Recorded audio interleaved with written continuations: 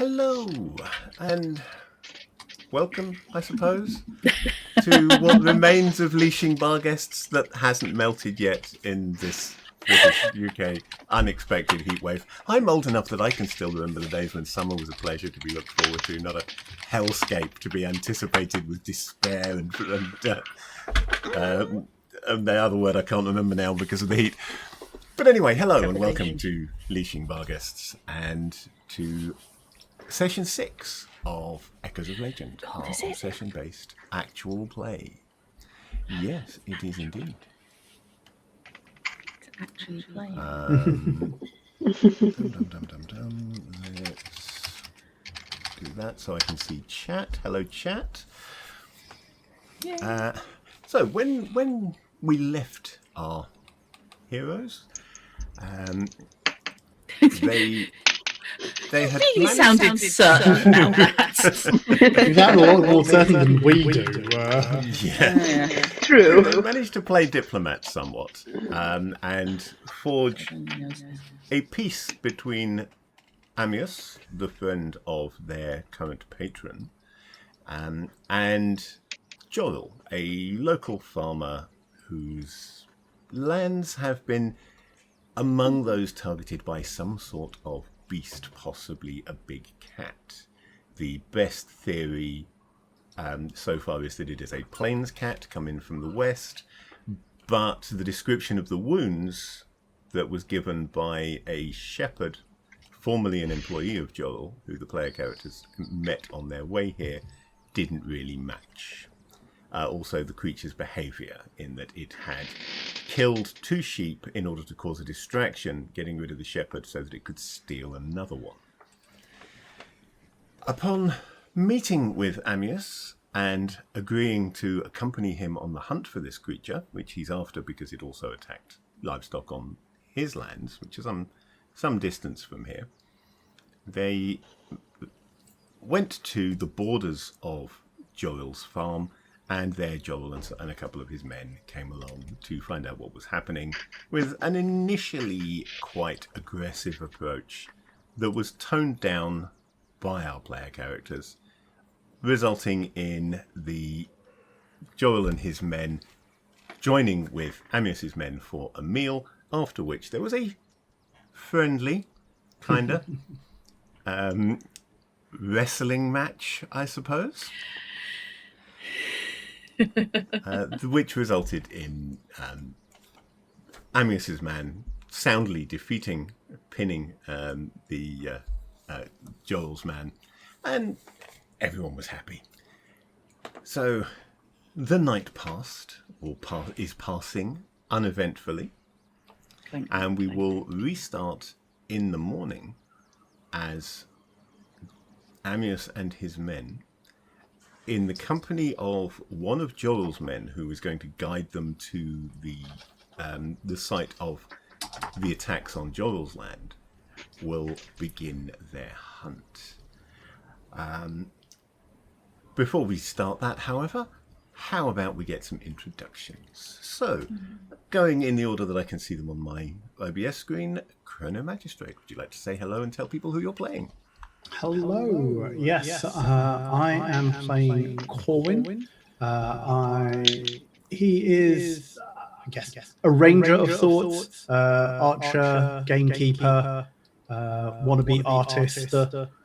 He has ventured from his home in Greater Kundheim out into the wilderness to explore, to find new vistas, new landscapes, new animals to sketch and paint, and hopefully go back with some interesting tales. I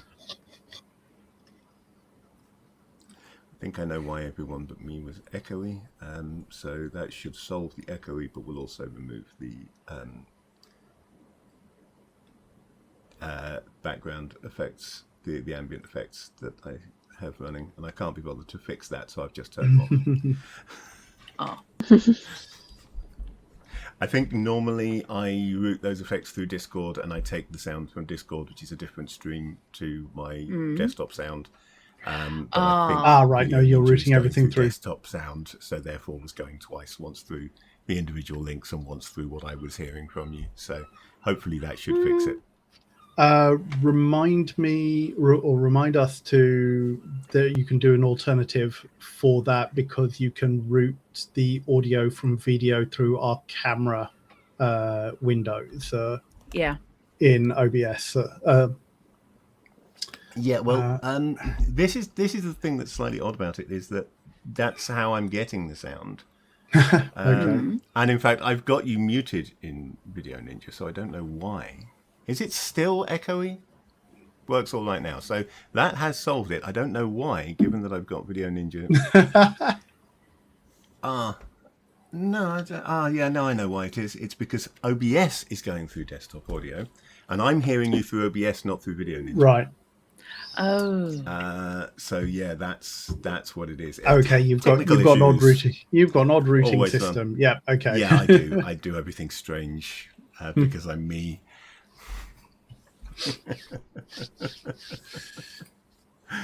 Where were we? Did we get as far as an introduction from Corvin? Or yes, I have just introduced us to Corwin. Yeah. Okay. I really should have taken a phenylalanine before this, but never mind. Yes. Introduction. Take a phenylalanine while they do the intro. I am I'd have to leave the going room to there. read. I'm running out. I've got none in this room. I am going to be playing Javan, who is a wannabe pirate queen. Hasn't quite got there yet. It's kind of going as a pirate apprentice queen, on the fake it till you make it principle, and is here running from her family, who are awful, and protecting her little brother. Yeah, it's the Greater Greater Kuntime YTS to put you on a. Yeah, no. She's fast lesser track for- Kundime. Yes, Yeah. she's lesser Kundime YTS. She's being pursued by her Greater Kundime family, who are clearly the DWP, wanting her to come in for an interview.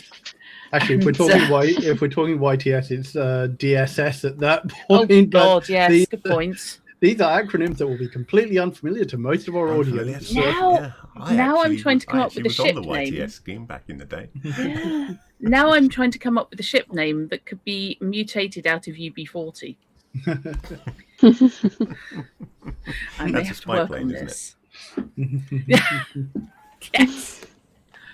And last but not least, Alia, would you like to introduce Ezra? Yes, hello, I'm Alia. I'm playing Ezra. Very chaotic former delinquent. I say former. We don't know what they're about to get up to. Has been basically shipped out of Lumna by their mother going, get your act together by the time you get back here, if you come back at all. I love that. I've got this big dramatic running from mass murder, which, to be fair, I did commit. Only parts of it, not all of it. Only parts of it, yeah. And, everybody else is like, I'm here to do great study and take stories back, and I'm here because my parents kicked me out. And I'm thinking, one of these things is not like the others. Yeah, To when be Drut rolls on fair, life path tables, it gets interesting. Yeah, it's not To be my fair, fault. Ezra's dad absolutely hates their guts, and they are kind of leaving because they did maim and murder for a few years as a teenager. I got So- all of them. I mean, And at least you Ezra's wonder parents why are alive. I wonder why I'm skeptical of the term heroes. No, now that's unfair, Fish. We're I heroes don't on know this how that's unfair, continent. but it's unfair. We're skeptical of the term heroes. You were less so. Yeah. True. Very, very true. Okay. This is So all yes, fine. a fine early spring morning dawns, and the camp reinforces the opinions that you've already gained that these people seem to be ex-legionnaires by in the same way that they very efficiently set up the camp the night before, they very efficiently dismantle it in no time flat in the morning. There is a cold breakfast available. This is partly leftovers from the night before, but it's all been organised ready so that essentially what's happening is that as you get up and get going, there are a couple of Amius's men who are just going around and handing everybody what amounts to a wrap. It's kind of flatbread with leftover from the last night's stew wrapped up in it, so that you've got something that you can eat on the go as you start marching. And yeah, the man that was promised by Joril last night turned up first thing. So I'll leave it up to you as to exactly when you get going in the morning. There was a late night. How much you were involved in it is entirely up to you. There wasn't a great deal of drinking because there's a limited amount of wine and ale here. More ale than wine, but a little bit of wine was brought out from Joril's farm, and Amius himself had a small amount with him that he and Bebius were drinking, and possibly shared it with some of you if you were being suitably sociable with them. But there's nobody here really with a hangover. Nevertheless, storytelling and singing and other activities went on late into the night before sleep occurred. So how much you were involved in any of that is entirely up to you. And at what point you roll up to get going in the morning is also up to you. The camp gets going very swiftly, very early, in the way that you might expect from former soldiers who are just kind of like falling back into old habits in terms of the Legion on the march, camping the night before, setting up a camp, dismantling it in the morning, and moving on again for maximum travel and efficiency as they go. By the time the sun is properly in the sky, the whole camp is ready to go, and they are guided by Joril's man onto the farmland. Now, originally when you turned up, you deliberately avoided going past any of the hedges and fences that marked the edges of Joril's land, but now you have permission to be there and are being guided along the edges of fields for the most part. This is commonly the way it works, is that fields are separated by often a hedge or fence, mostly hedges, and also quite commonly a path, a track along that hedge, which is used by the farm workers and perhaps other locals, but mostly the farm workers, to travel around. So they don't cut across the fields, they go around the outside of them, and your group is being led that way. For purposes of this hunt, the two members of Amius's party who are on horseback have left their horses behind. They have in fact been taken, they are in fact being taken to Joril's farmhouse to be collected at the end of the hunt. As another advantage of dealing with things with the permission of the locals rather than having to work around them. It takes maybe half an hour to be led to the site. It's heading inland, for want of a better term. It's heading sort of slightly westward and a little bit south so going past Joril's fields where they're growing crops and out to where the sheep were on the outskirts of the farm, essentially, to a less cultivated area, which it's kind of iffy as to whether this can be considered to be belonging to the farm or not, because it doesn't have fences and hedges around it, but they are keeping sheep there. So is it his land or is it not his land? Who knows? Difficult to say. But either way, you can be sure Joril lays claim to it because it's where he keeps his sheep. And there is a reasonably sized, but slightly reduced flock of sheep ambling around here, all on one side of the field. And nothing on the other side of the field. Even now, a couple of days later, the sheep are not going near the other side of the field. And as you approach that side of the field, you get a good idea of why. The bodies have been cleared away, but because it hasn't rained, there is still plenty of evidence of where this attack happened. There is blood. Quite a bit of blood. And it's still enough that the sheep can smell it if they head over this side of the field, and it makes them uncomfortable. So they're staying on the other side for the moment. There is a young boy watching the sheep. He's considerably younger than the man that you met, who Joril fired for losing some of his 3 of his sheep. You don't know whether he is perhaps part of Joril's family or the son of one of the other farm workers, but it's definitely that Joril has recruited in a youngster who isn't otherwise old enough to do farm work, which is fine provided that the beast does not come back. But if the beast does come back, then obviously that's going to be an issue.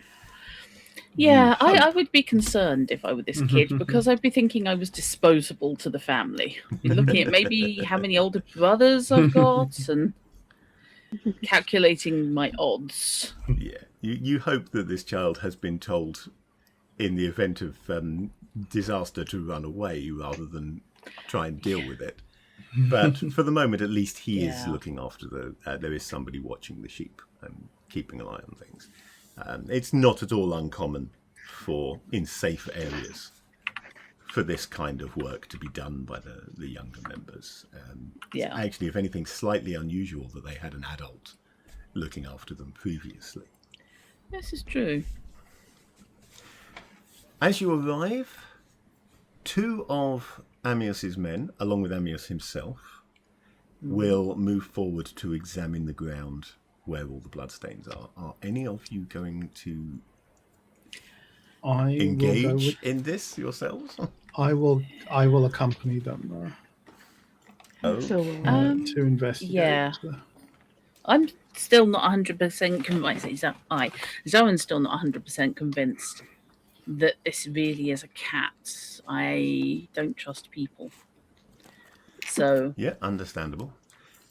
So if you would like to look for signs, that's obviously going to be done on the perception searching skill, generally as a combined roll with intuition.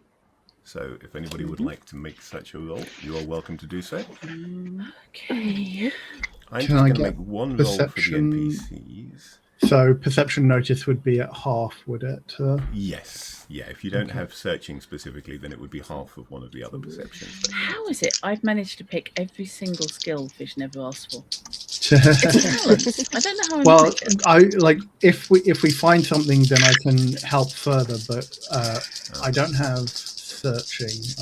Amius has a pretty good tracker with him. I think I was just about to roll the wrong skill, though. Hang on. Oh dear. It's intuition plus, isn't it? Yeah, it will be your intuition skill value, which will be probably 3 or 4, plus the number of ranks in your skill. Yep. What number are we looking for? And unless I say otherwise, you are always looking for threshold number 4, which means 5 and above for successes. Okay, and remind me, do 10s explode? Hell. And 10s do explode. Okay. Good grief.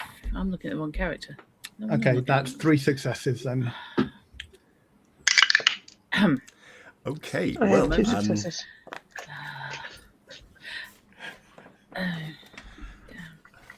So the Amius and his 2 men are clearly examining the terrain as a group, and it's very obvious that one of them is doing the main work and the other 2 are just kind of like occasionally pointing at something and either asking a question or pointing out something that may have been missed, but they are working as a group.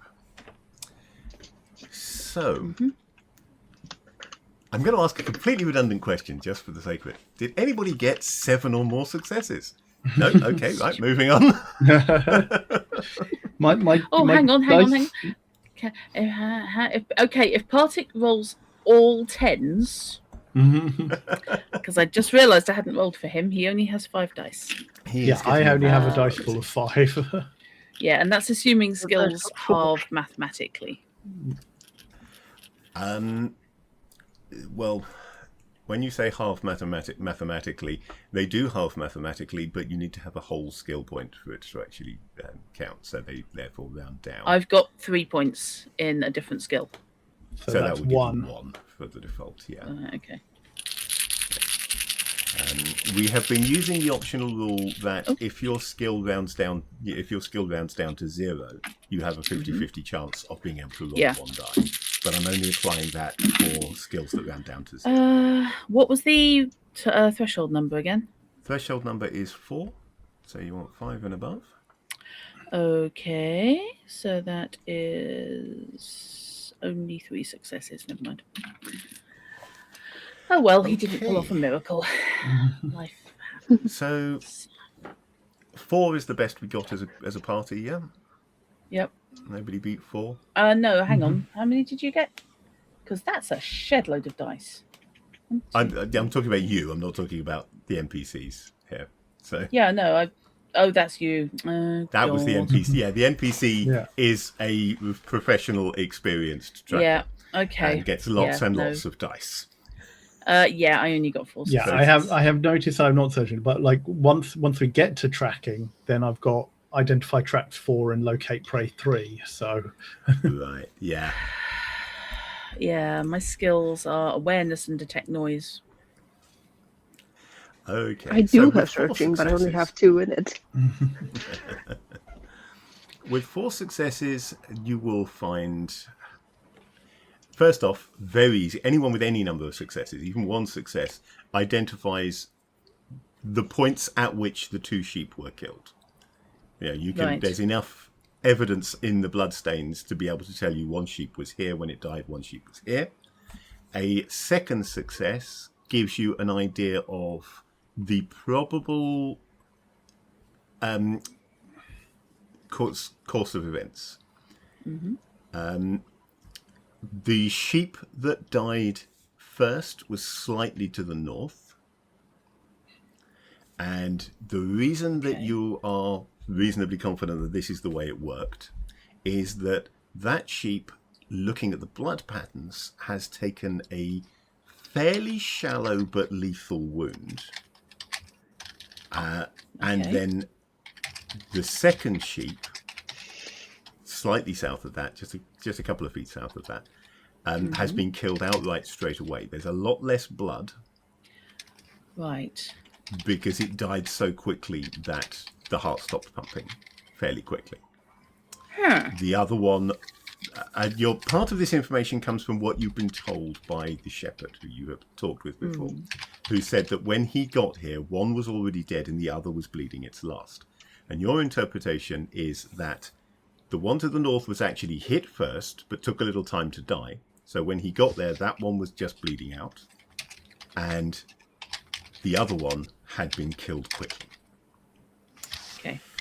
3 successes will gain you a little bit of additional information in that it will find some of the tracks of the beast just shy of the first sheep to die.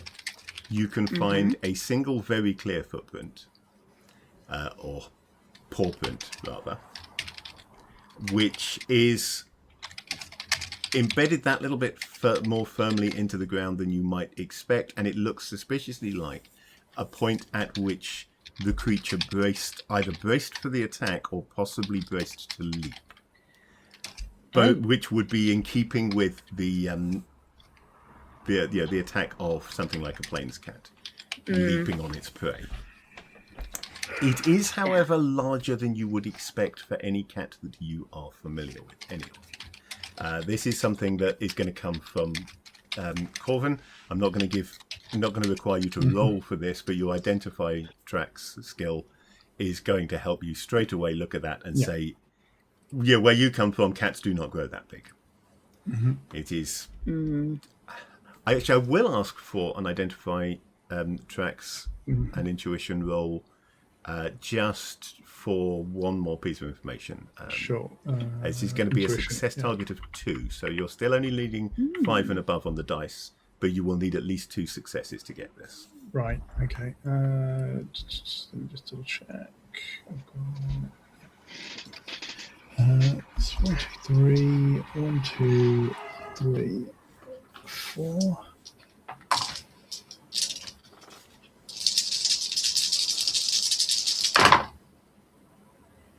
One, 2, 3, 4, 5, 6, 7, 8. Oh, for goodness sake. Yeah, every dice is success plus an explosion. Okay, Wow. so you know Well, that feels everything like there is to know. That about feels this like a beast. waste, but yeah. Yeah. Okay, So yeah, you I'm going to just give found you a the lot tag, more information didn't than you? I was expecting to. So first off, you would say at an estimate from this footprint that this thing probably stands about 75 to 80 centimeters tall at the shoulder, Okay. which is bigger than you're used to, certainly. Mm-hmm. Bigger than I'm happy with. Also, you find that somewhat unusually, it looks like its claws were extended at the point when it jumped, which is very strange behavior, because generally the claws would be retracted except when actually trying to claw something, because they would get in the way of its movement. Yeah. But there are definite gouges here which would indicate that the claws were extended at the point of its jump. Unless it doesn't have From- retractable claws. Unless for some reason it doesn't have retractable claws. You've never found seen a cat without retractable claws, but it's No. possible. You would also say that it weighs more than you do.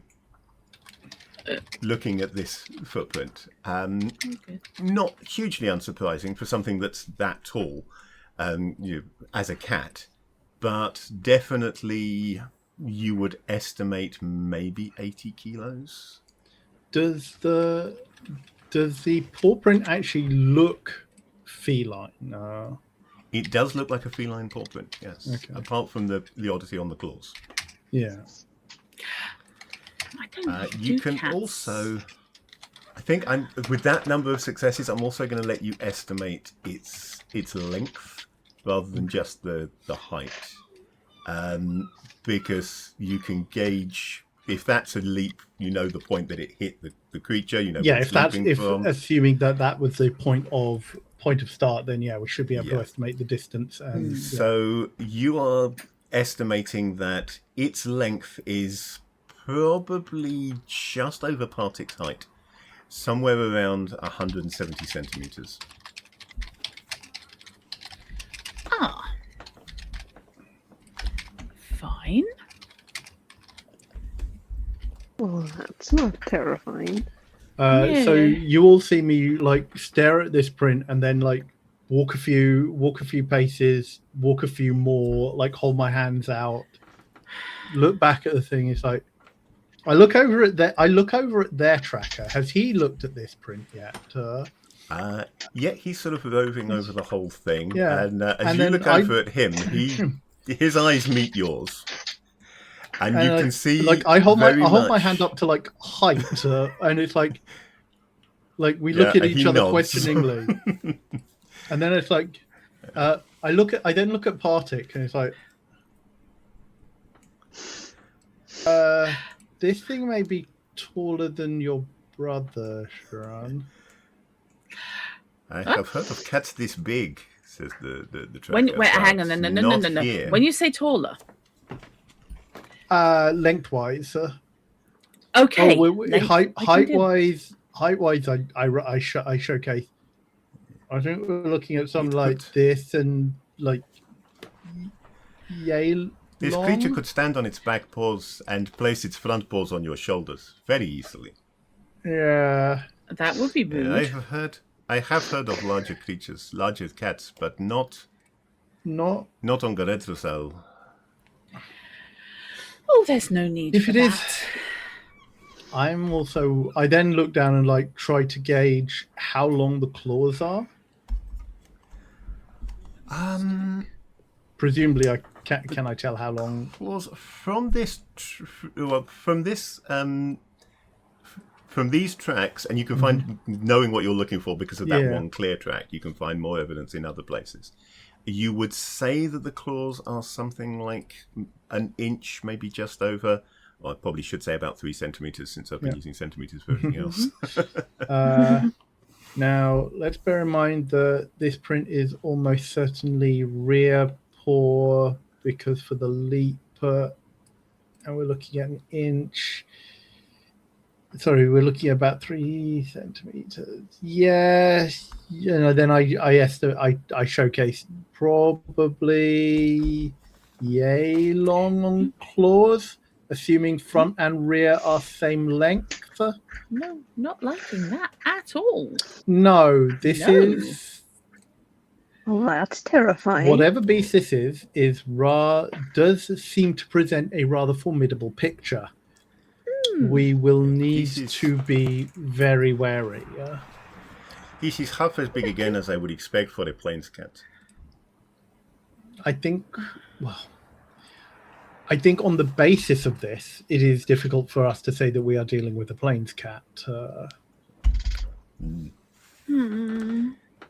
If it is a plains cat, this is a freak. It could happen, but maybe there is something different here. Do you have awful mutational magic things? I've heard stories. So, as a general part of Chthonian lore, there is no. It's not like, say, Warhammer or RuneQuest, where a part of the setting lore is that there is, a force that mutates creatures. So it's not something that you expect to find. You won't say, "Oh, look, creatures of chaos," like you would in either of those. No. It's just, this is wrong. Yeah, no, she's not doing this is creature of chaos. It's, I've heard horrible stories about things. Because she grew up around sailors. Come on.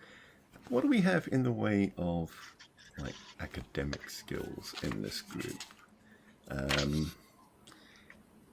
General knowledge, possibly. Education, general knowledge, possibly. I might allow. I can roll that. Okay. Okay, I'm going to call this. Oh, hang on. I've got. So I have education, general knowledge at 2.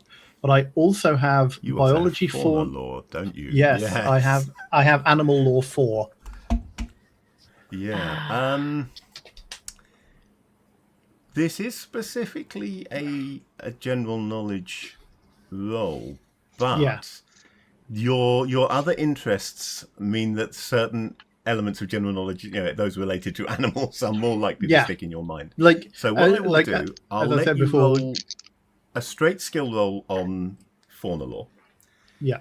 No attribute, just the skill ranks. Okay. And each success you can count as an extra die on your general knowledge roll. Okay, so roll that and then count it as bonuses on the dice pool. Yeah. So, because Corwin, under other circumstances, might be considered an amateur, like Victorian era zoologist, basically. Yeah.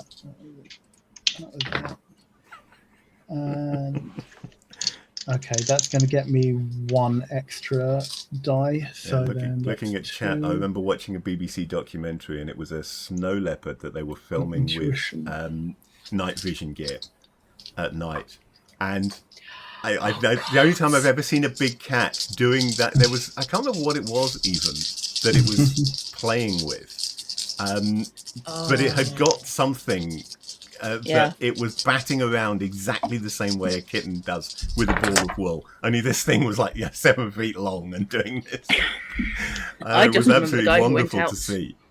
I just remember the cameraman who went out to look for the snow leopard to get footage at night, and then realised what he was doing, wandering around at night looking for a snow leopard in the snow. So I added one to my dice pool. Okay. I got 6 successes on that. Oh wow. Bloody hell. Okay, So yeah, I'm using all of the successes that would go on the arrows later in this session. Very much leaning into the sort of Victorian amateur archaeologist only way too early vibe here. Big time. You have heard stories. You've even seen pictures because you've seen books where people have recorded these things. Where in some parts of the world, they have found the bones of creatures much larger than those existing today. And these are very common in Herital.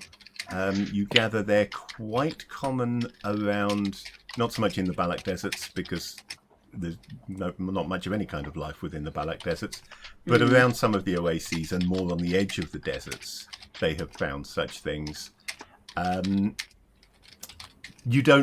You haven't read anything from Guredrosal, but then Guredrosal has only been reopened relatively recently, so maybe they just haven't been found yet. There's a lot of academic discussion over whether these are creatures that no longer exist, whether they are creatures that are now smaller, or whether they are in some way creatures that were modified during the War of False Gods, in which the Allfather beat the tar out of various other creatures that were supposedly being worshipped as gods but weren't actually gods because this is a monotheistic society. But those kind of lean towards what you're seeing here, the idea that there were perhaps once larger forms of creatures which exist now. So Corwin will recount this, but as he does so, it comes out very stiltingly, in the sense of you feel that Corwin is reciting this from memory, as if he read it in a book and is trying to recall what that book said rather than necessarily interpreting it in his way. He is that, and he is not comfortable with this level of academia almost, but that it is coming to you from rote, and then he'll slip back into his normal voice or way of speech. So possibly something that used to exist, or at least used to exist in other parts of the world.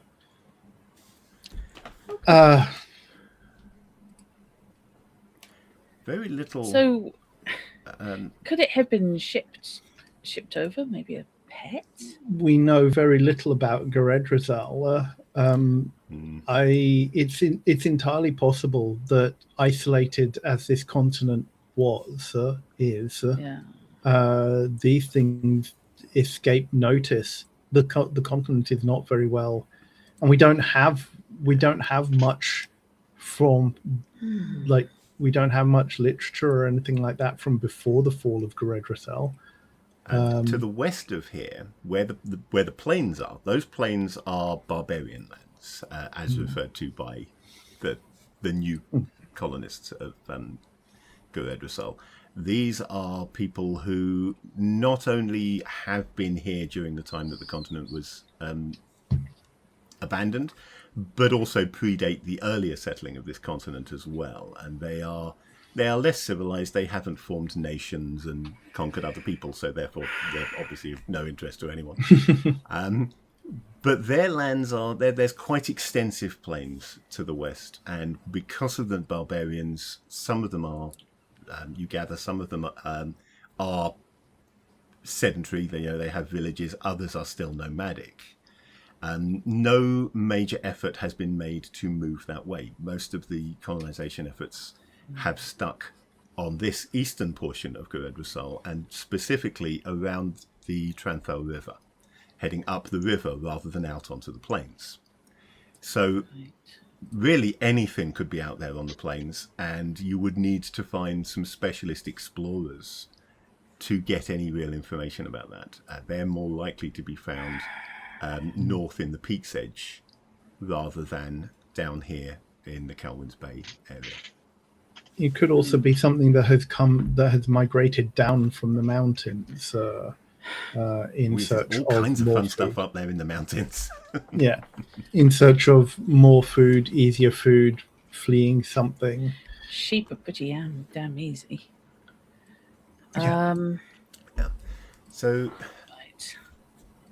Amius's man, whose name, by the way, is Finusi, agrees with everything that Corvin has said. He doesn't really have much to add to it in terms of interpretation. He points out a few extra bits and pieces here and there of tracks that you guys didn't notice, but nothing that adds anything new, just really that reinforces what you've already found. What he does also point out, which probably you could have found with a little bit of effort without too much work, but you got distracted by the specifics of what the creature is he finds evidence of where it's left. And this includes a small amount of blood, which indeed does lead to a blood trail. But that trail very quickly peters out. Again, it looks like the third sheep was also killed very quickly and thus didn't bleed that much. But looking at the tracks, it was carried away rather than dragged away. Which fits with the size of the creature that you are looking at. That it probably just picked it up in its jaws and wandered off.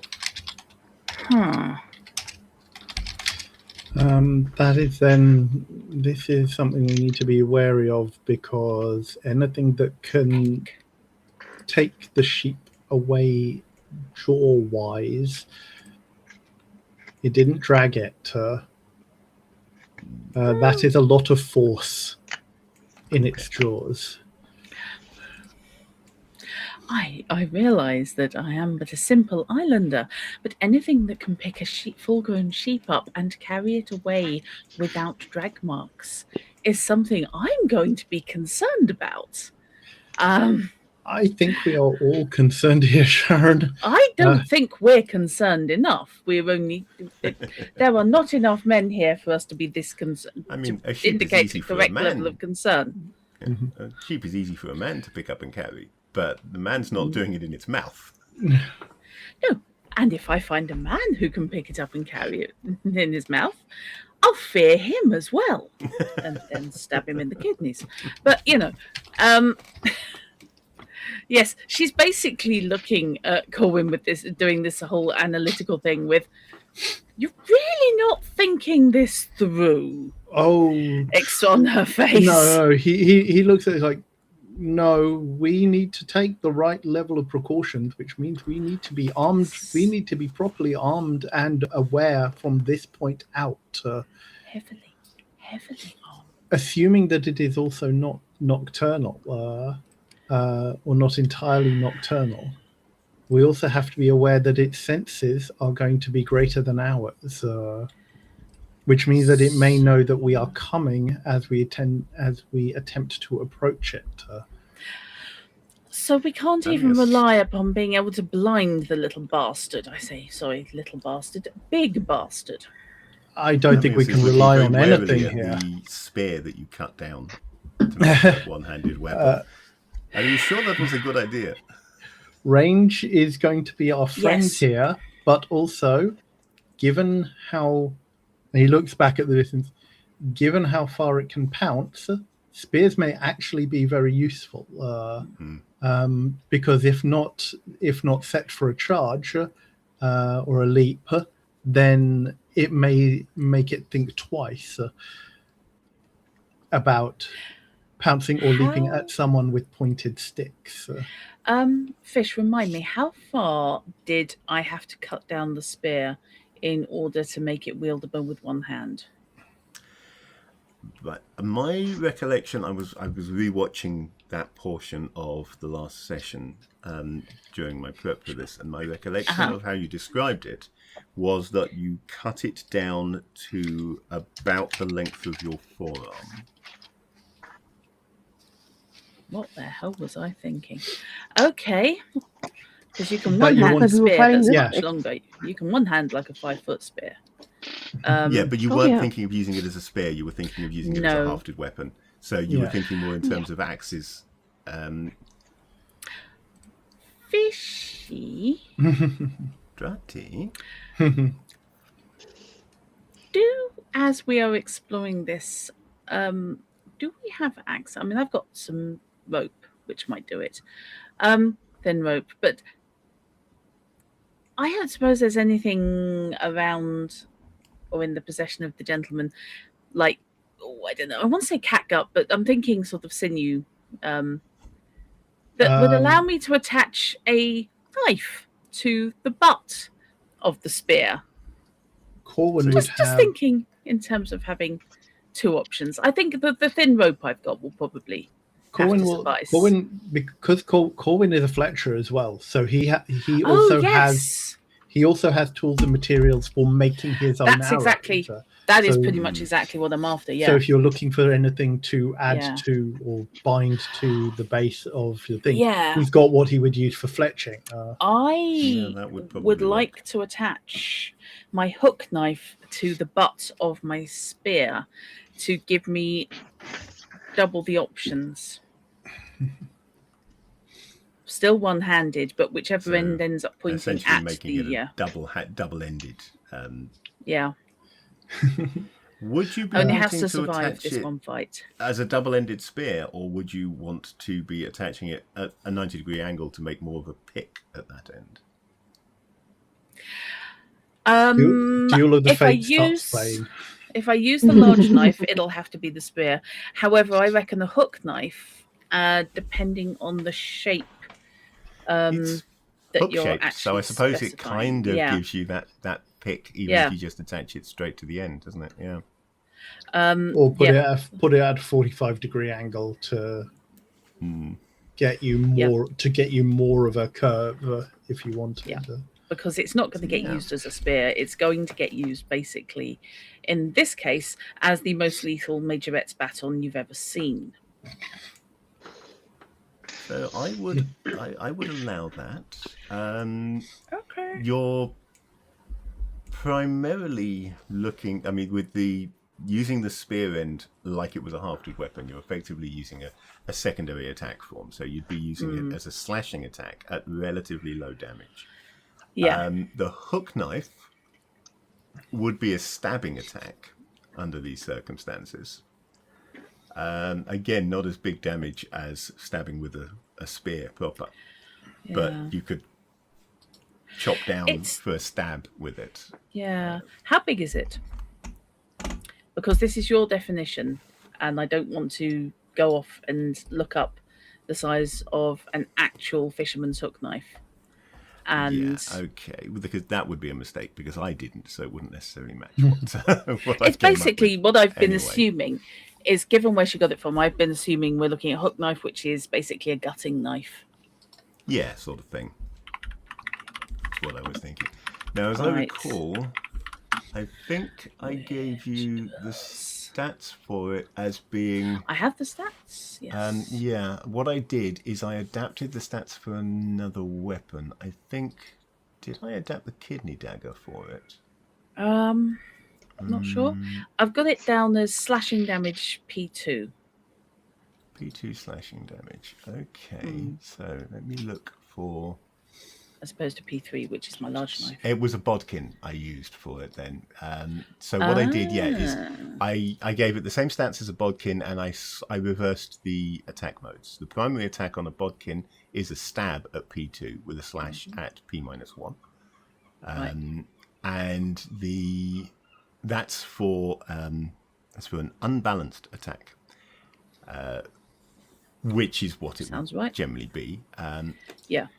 So what I did is I just swapped them round to make the slash the primary attack and the stab the secondary one, because it's I mean, I've only got the slash. stabbing hidden, at a 90 degree to where you would be otherwise wielding it, you know.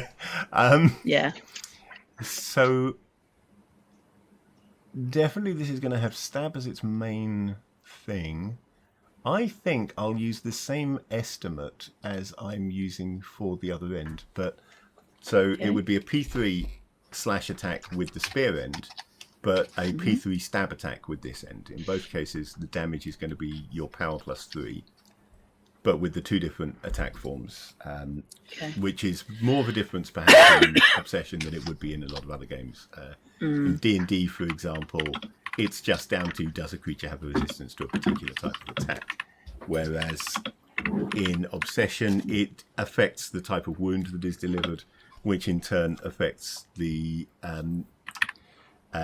healing rate and stuff like that. So a stab is initially a puncture, and then if you do enough damage to get a secondary aspect, that becomes tearing and bruising, and you get both those aspects from that. Whereas the slash is a cut followed by bruising. Yeah. Did you say it was P3 both ends? Just different damage P3 types? at both ends, yeah, just different damage types. Okay. Also, they make a difference on the... okay, there's a secondary effect. When you hit things, they have to make possibly consciousness or life saves based on what is being... what damage has been done to them. And cut and puncture are different columns. They have slightly different ways of working that out. A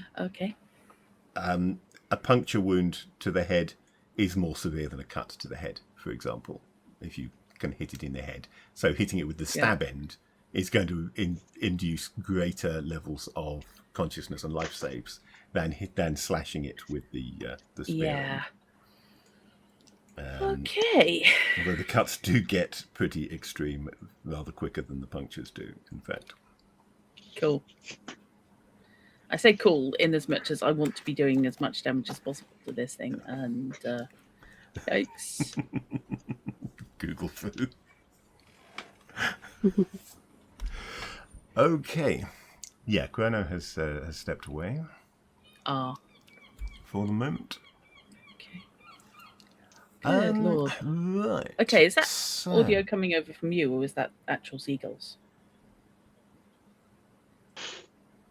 Well, I'm not sharing any audio, so it must be actual. Oh, in that case, yeah, that's from you. That's the actual. Simonscape is playing purely in my ear. It's not going over the stream, and it's not going to you. Keeping you in the mood, I see. Yeah, well, I just haven't turned it off since I stopped trying to stream it. It's all right. I completely forgot to open up your stream. You don't necessarily need the stream. You've got Fantasy Grounds and Video Ninja, so yeah, I know. But I have no objection. I'm not showing anything on the stream that would be a spoiler. I've actually paused the video. Fine with you reading the chat. Yeah, I paused the video, but the chat will be running, and should anyone turn up and be an idiot,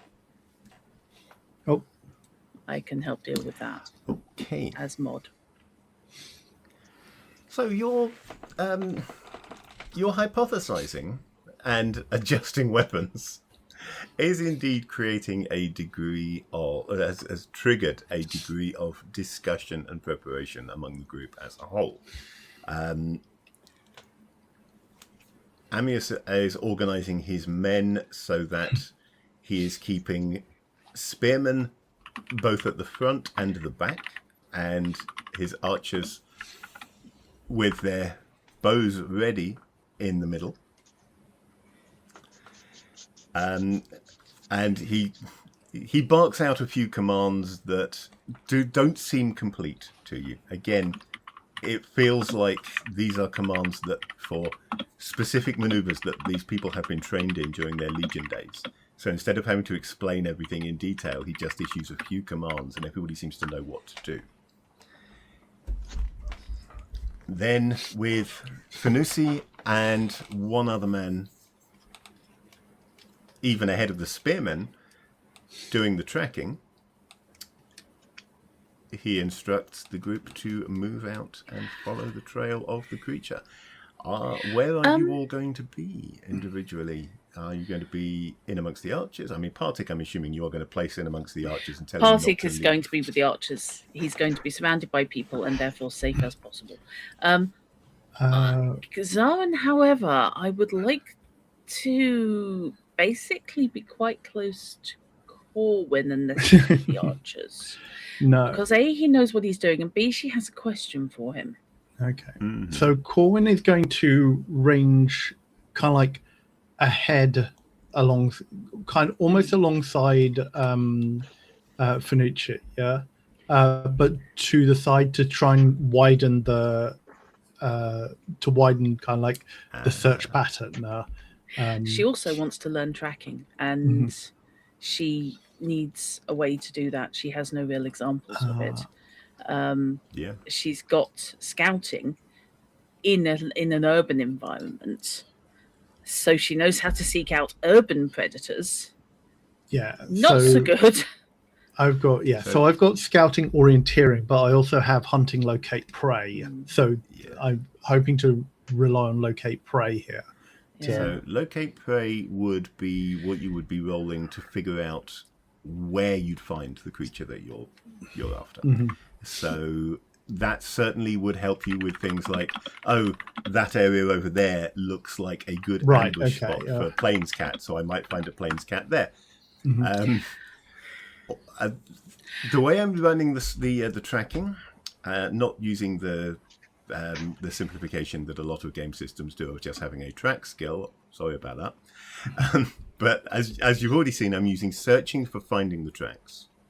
And then identify tracks is giving you information from them, whether that be what the creature might be, or indeed, in this case, they're now going to be rolling identify tracks to follow them. Because it's not just finding the tracks, it's reading the information of where those tracks are leading at this point. Right. So Finucci will be rolling his identify tracks as he moves on. Oh, okay. He's just as good as his searching. Right. So I can do the same, can I? And you can do the same to read where these tracks are going. Certainly. Sure. Because the alternative was if I needed to do something different, then I could use scouting identify trail at default, which would.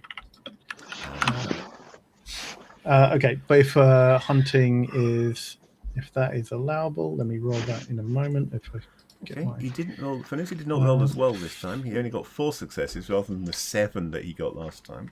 And again, this is off intuition. This is off intuition. Yes. Intuition. Yeah. But that is enough for him to identify where the tracks are going. Certainly. Can I query when he's made the tracking roll? Can I sneak a query to Corwin without making it overly obvious? Because I don't want to scare all the other people who may need to stab. Everybody's involved in what they're doing. Depending on when you ask it, they may well be completely involved in their own things. What are the odds of there being more than one of these? For example, could there be a mother and cub? Specifically that? Possible. I have seen nothing to suggest it, but also nothing to dissuade us of that thought. There was no, and I'm going to take a leap here, and if I say anything wrong, Fishy, correct me. There was nothing to suggest a second set of tracks or a second creature there. No even faint imprint that we could see. There has been no rain, so nothing would have been washed away.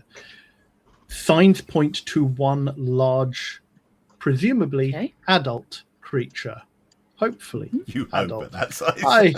If it is a youngster, then that kind of bodes not great for the future.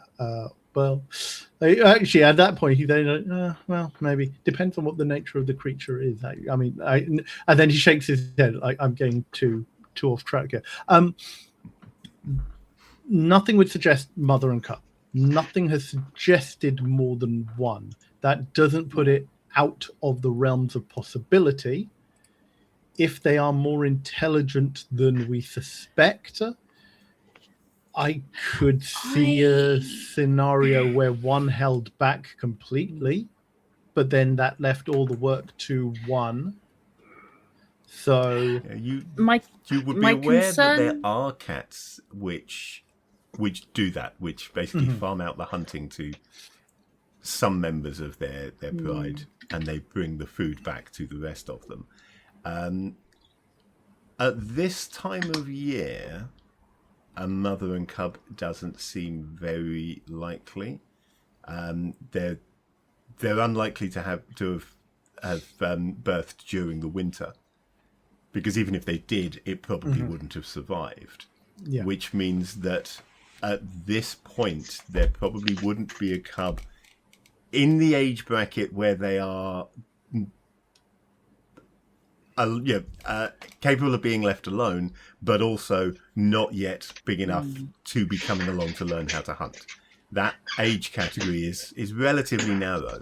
assuming that we are dealing with an animal of the Assuming you're dealing with a fairly normal animal apart from its size, yeah. Corn will also say the attack pattern also doesn't suggest multiple creatures. Okay, that's a relief. Because if Amius was hit and then Joril was hit, the creature is moving in this northwesterly direction and would appear to be moving on its own. Where would a cat that size normally eat? Would it have a den, or would it climb a tree or something?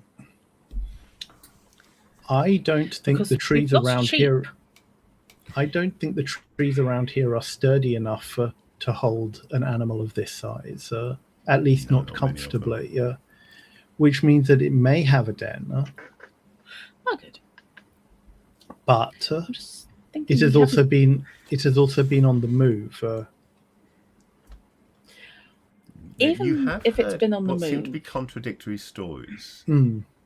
because you've kind of got a timeline of it attacking Yeah. Amius's farm and attacking Joril's farm, but Yeah. at the same time, the people you initially spoke to said that this has been happening over several days, and that a number of the local farms have lost livestock. Yeah.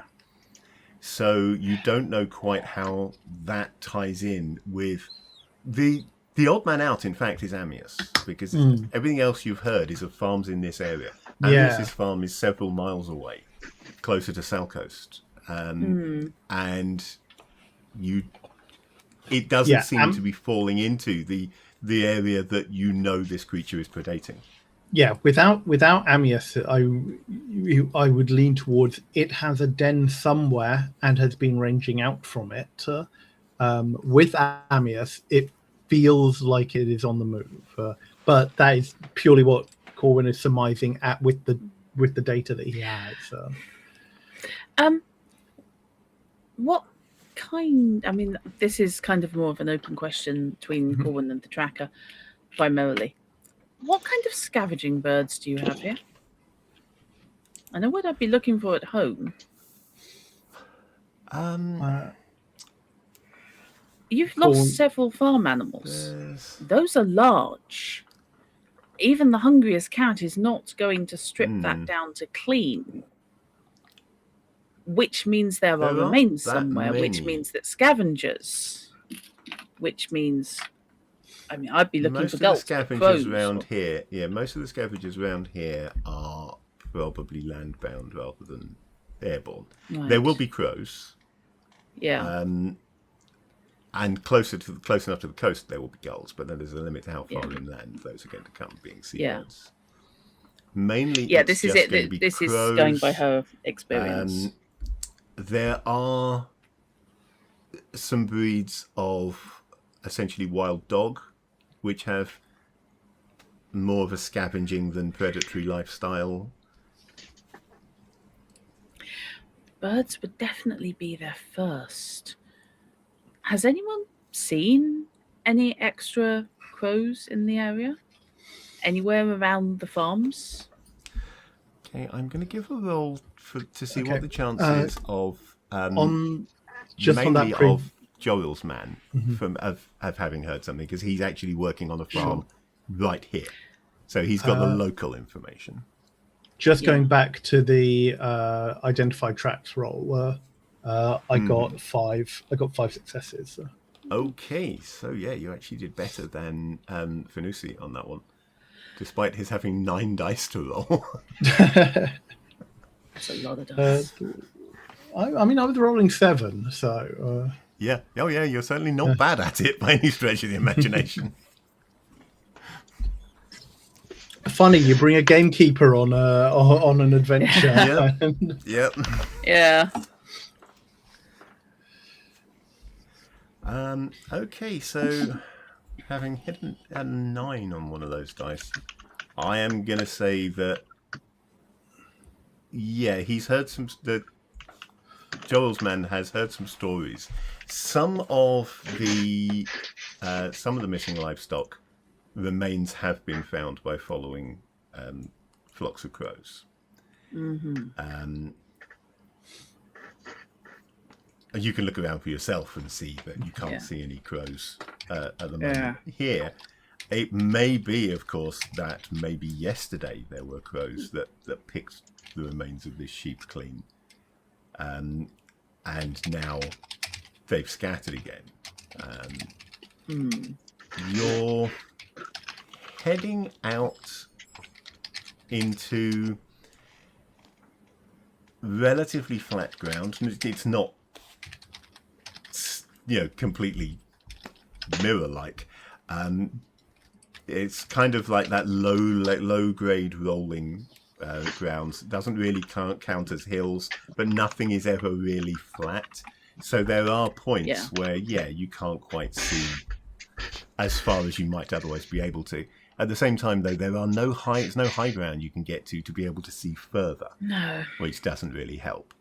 But in terms of looking for birds, it's more their size that is going to be the difficulty in spotting them, because you've got nice, clear, open skies in all directions. It's just whether you can see a flock of crows you might see from quite a distance. Yeah. But a crow is another matter. No, and I don't think we're going to be seeing anything in the vulture-sized category. No. There's no vultures in this area. There might be possibly out on the plains. There might be a local vulture equivalent, but not this close to the bay. Yeah, which of course is your the extra sort of the other sort of success thing that on she's identified interested in. tracks, Chrono, will have spotted something once the party actually starts moving. The hunting party starts moving along these tracks, and you did say you were moving out to the sides and looking for additional signs there. But what I'm assuming is that in order to do this properly, you're kind of crossing the main track to search both sides. Yeah. So you'd be moving, checking over there, going back, checking over there. And it's in the main track where you spot something that Fenusi seems to have missed, which is you find a point where the tracks indicate that the sheep was put down and then picked up again, essentially. This is backed up by Fenusi a little while later. A little further along, we do start seeing signs of the sheep being dragged. All the indications are that it carried the thing to minimize its tracks for the first mile or so, and then just dragged it along more as you would expect it to. But the first indication of that was you spotting where it had put it down to rest and then picked it up again. Yeah, this thing is behaving... Everything about its behaviour seems to indicate that even though you've never heard of a creature like this, it seems to know men. Because it's acting in a way to avoid being found by intelligent humanoids, let's say, rather than just men. I mean, maybe it has experience with orcs or goblins or some other race. But certainly the distraction tactic when it stole the sheep and the tactic of trying to mask its tracks this way seems to indicate that it knows the potential danger of organized humanoids, despite the fact that the humanoids don't seem to know about it. Yeah, it's... I don't know, I keep swinging back round to pet. Someone has been looking at it, looking after it. or feeding it at least. No, I think we are dealing with a more intelligent. We are dealing with a more intelligent beast here. Yeah, great. The tracks Fantastic. lead off Joel's claimed land. His man, I actually neglected to give a name to his man, and since I'm referring to him quite frequently, I should give him one. We will call him Amden. Amden will point out that the lands immediately to the north, again, they're not fenced off, there's no hedges or anything, but he says that Farmer Feroin, who you heard about before, those are where his flocks are. So you're kind of traversing currently on Joel's land, heading west and slightly north, and about the point that you reach what would be the borders if this was officially held territory between Feroin's farm and Joel's farm, the tracks begin to get harder to follow. Both Corvin's and Finusi's interpretation of the tracks here seem to indicate that this creature has passed this land on a regular basis. Maybe still is moving through it on a regular basis. You've still found no signs of a second creature. Even here, it all seems to be the same paw prints. There's no signs of a smaller or larger beast, just this one. But at this point, it does get trickier. Between the two of you, in fact, the three of you, because Finusi is working with a man called Tutio, who is another one of Amius's men. Between the three of you, you can pretty much lock it down to two possible paths that you want to follow. All the rest are the creature scouting and ranging around this area, probably in search of prey. But there are two paths which look like it might be heading back towards a potential lair, if it has one. The problem is, you've got no real indication as to which of those two paths is more likely to find it. One of them is going almost straight west, and the other one is heading slightly west, but mainly to the south. This obviously spawns another discussion as people try and Amius talks with his men and with you, trying to work out what the best course of action is. Do you have any specific opinions which you would like to drop into this discussion before Amius makes his decision?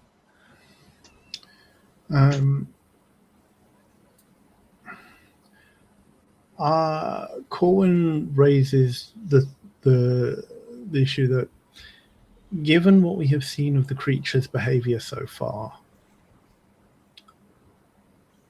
I feel it is probably more likely that it would have taken steps or a path that is more roundabout to conceal its behavior. I'm more inclined to check out the one which veers southwest-ish, more so than the one that is directly west. But that is just a hunch at this point. Okay. Anybody else have any input, or is that going to be that? I'm just no good at tracking on land. I can't do it. I mean, I can't do it on sea either. Show me you can. But I know what to look for at sea. It's just not something that she has dug into. I think while they're negotiating, I'm going to see if there is any kind of even vaguely swell in the ground to get up higher. Or if there is a light tree I reckon that she could probably have a go Yeah, I mean, at. there's no trees marked on the map here, but the map shows a very large area. There will be individual trees, maybe even small stands of trees here and there. So there's a good chance there is one nearby. I am going to call this... I'll just make it a 50-50 chance. So if this comes up 6 or higher, there is a tree. I mean, I've got no map. There I'm is a assuming you're not Lassenot sharing tree. it. I've only got the general Calwyn's Bay right, surrounds map. I haven't got a map for the hunt. Okay. Theatre of the mind. Yeah, I thought there was. I I'm just still wanted to incapable check. of saying without doing a silly voice. I think cheetahs do purr, by the way. I'm just looking in chat. I'm not sure, but they may well do. I know they meow. I thought they yipped as well, but Oh yeah, cheetahs do purr. I've seen the videos. It's absolutely adorable. They are the definition of big kitty. Yeah. Deadly, Yeah. but they are big kitty.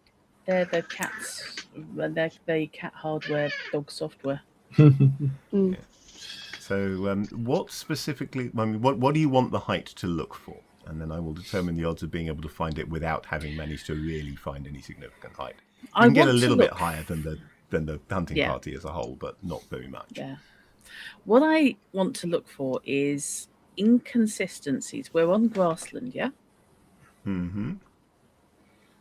Yeah. And it's dragging through the grassland with a little bit of elevation. Can I find a path that it's used in the grass? Because if it's done it once, probably not. That's going to be hideous. If it's done it several times, that's not necessarily something you're going to be able to see clearly from ground level. But being able to get the perspective and the shadow. It's not going to be an easy one. But I didn't think it would be. It's not going to be a skill I've got, but I'm willing to It's obviously going to be perception, but which part of perception is going to be best for this? It'll be one of the perceptions I've got. I haven't This is going to be using observation rather than alertness, because you're actively looking. Of course it is. The reason I didn't use observation for the search earlier on the tracking was I figured it was as much to do with knowing where to look as with your actual eyesight. Yeah. But this is going to be an observation roll and probably notice. Of course it is. Awareness, detect noise. There we go. Yeah, awareness is more, oh, there it is, as it's leaping out of the tree at you. I figure that's probably one of the more important ones. That's why both particons are. It's definitely very useful for the average role-playing environment. Is awareness of people trying to kill you. Yeah, I don't have awareness, but I have notice. Yeah. If your default from awareness comes in at 0, remember that gives you a 50-50 chance of getting an extra die.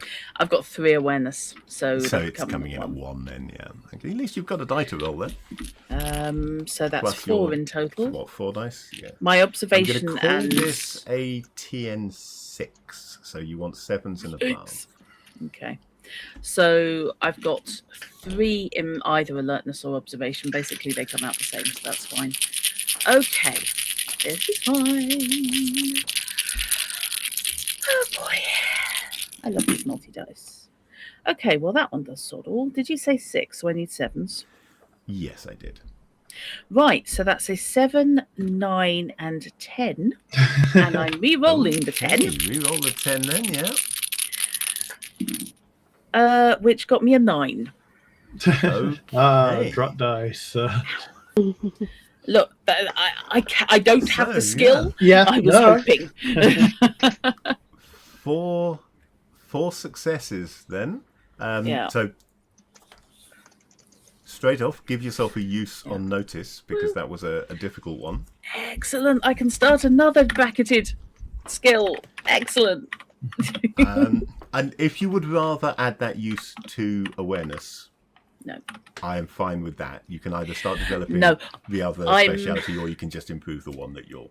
I am developing detect noise, which is currently sat at 1.5, and I'm developing now notice. I want all of them independently. I know it's weird. I don't care. No, that's it's it's a matter of personal taste, isn't it? As to whether you try and develop the specialities individually, or you really push the first one and rely on the defaults. Your defaults, individual specialities are going to be better than the defaults are, especially once you start getting to higher levels. And the default, the default from 6 and the default from 4 is not that big a difference. It's only 1 extra die. Yeah. But your main skill has got much better by that point. So anyway, you find, I think that I'm going to say, with 4 successes, you are going to find some oddities in the terrain. Okay. And I take it I didn't need an athletics check to climb an unsafe tree. No, there weren't. I rolled and there wasn't a tree suitable, so... Okay. I'm going to curse you slightly, and I'm going to bring something forward from later in the hunt, because I think not unreasonable that you will spot it. Sorry.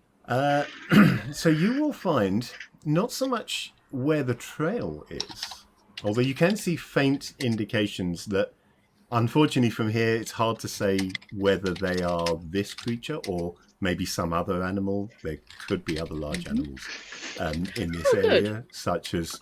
Well, I was thinking, not so much that you need to be worrying about. Maybe there could well be wild horses on the plains, or even wild cattle. Although if there were many of them, then the cat wouldn't necessarily be raiding farms, except that the farms, it would know. Once it's found a farm, it knows it's going to have food there that goes back, whereas wild creatures are less likely to stay in one place, apart from watering holes. So on the subject of watering holes, you will spot one. Fairly small, but you will spot obviously a small spring, and you can just see where the terrain has been altered around it. It's slightly rockier, and the grass is shorter, and you can just see the glint of water. And fairly near it, you can see an unexplained gap in the grass, as if something has flattened the grass just over a very small space in that area. But as if maybe it could just be as simple as a rock there that the grass is growing around, or it could be that there's something there.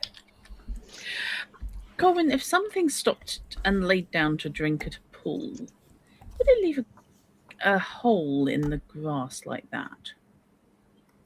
And she will basically take it and pay. If she has to grab his hand and literally point it out there, that's what she'll do. That's certainly... Sorry about that, Fish. I looked away and bopped. Yeah, no problem. I banned it. That is certainly an option. Now that it has been pointed out to me, can I make a notice check to... Well, you're not really noticing it now because... Okay, right. It's been pointed out to you. There's nothing really there to notice. So, if you like, I will allow for an observation and identify tracks. Okay, see if you can spot any... spot anything more, relevant information from here. Observation... Giving out uses all over the place. Again, this is going to be a difficulty at the threshold number 6, so you need 7s and above, and if you get some successes, that's going to earn you a use.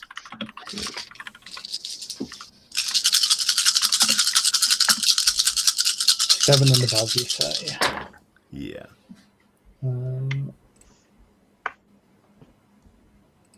That's a lot of 6s. That's always the way. But 8, 9, 10, 8, 4 successes. Okay. So, you can quickly identify what Joan is pointing out to you and see that her interpretation does seem to be quite reasonable, except that you will get a better interpretation of what she is seeing, and you can spot just some small traces around where the indentation, for want of a better term, in the grass is. You can see a trail very faintly leading to it, and away from it. So it looks as if either something has approached whatever is there, or it could even be that something carried something to that point and left it behind, flattening the grass in the process. That could be, for example, where the body of the sheep is. It looks a little big to be the body of a sheep, but that would not be an unreasonable interpretation of what it could be. Okay, I go back to the rest of the group. Sharon has spotted something that probably bears investigating. I think we may have a better lead. There is a small watering hole with some trail signs around it. A watering hole is always worth checking. We will go and look. The rest of you men stay here. Finusi, Bebius, with us. Show us the way, please. And Okay. Amius, Finusi, and Bebius will go with you down to that spot. It becomes clear quite quickly as you approach the location that it is indeed flattened grass, not that the grass is growing around something, and that it's not a sheep. It looks suspiciously like there is a body, an actual human body lying in the grass. They say they'd lost people, or just animals. No, nobody has reported losing any people as yet. Okay, dead people's more my end of the mark. As you get closer, Says you the find butcher.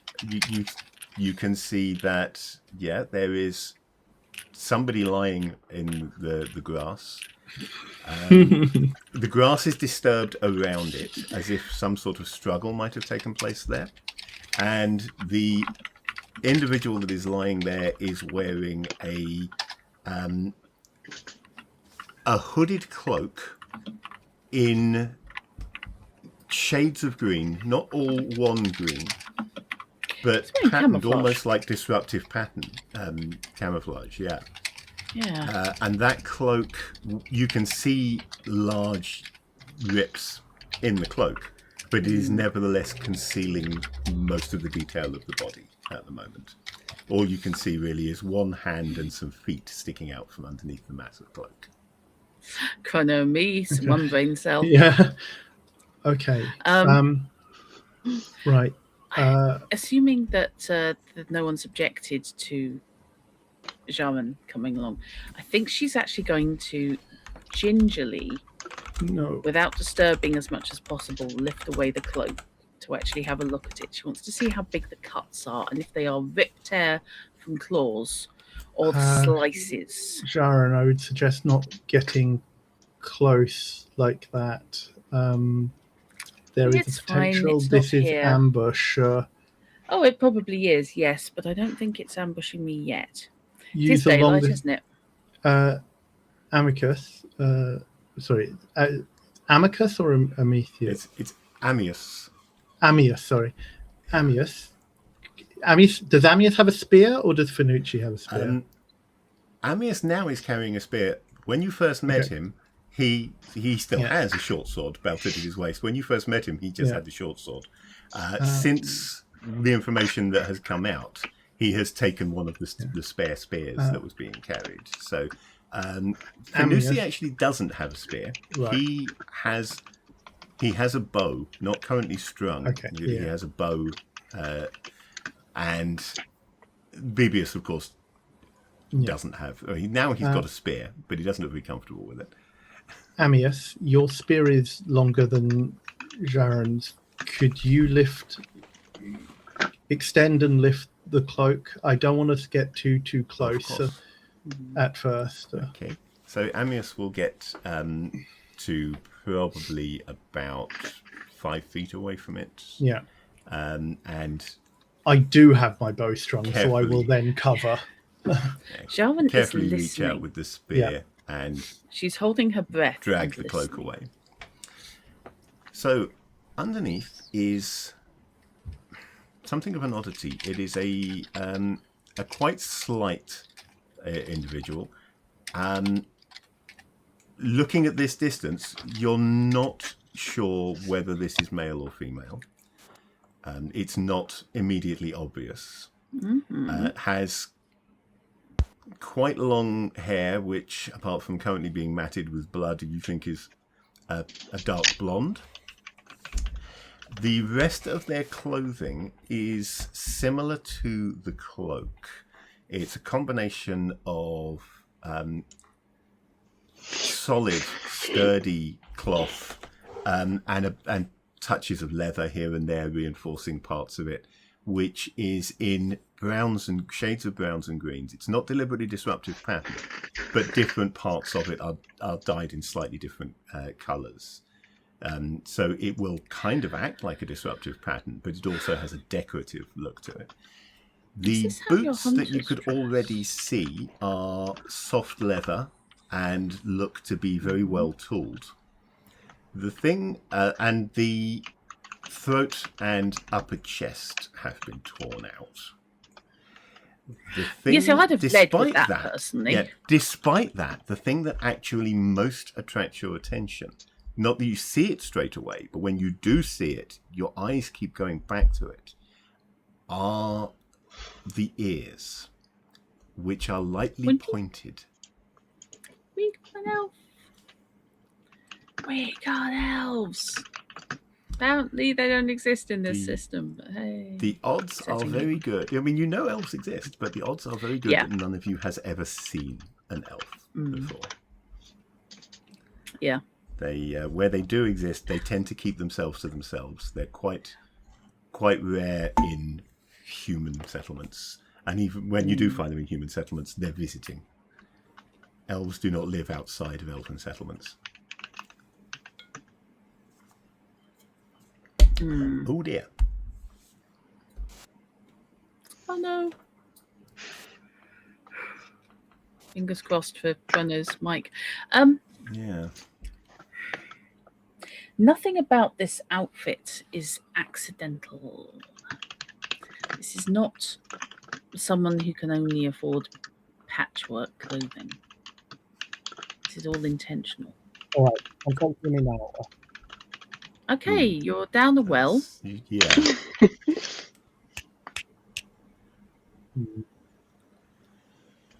Any luck with audio there? I can hear you, but you're very quiet and a bit tinny. Is it using? Really? Yeah. Yeah. Is it using a different mic?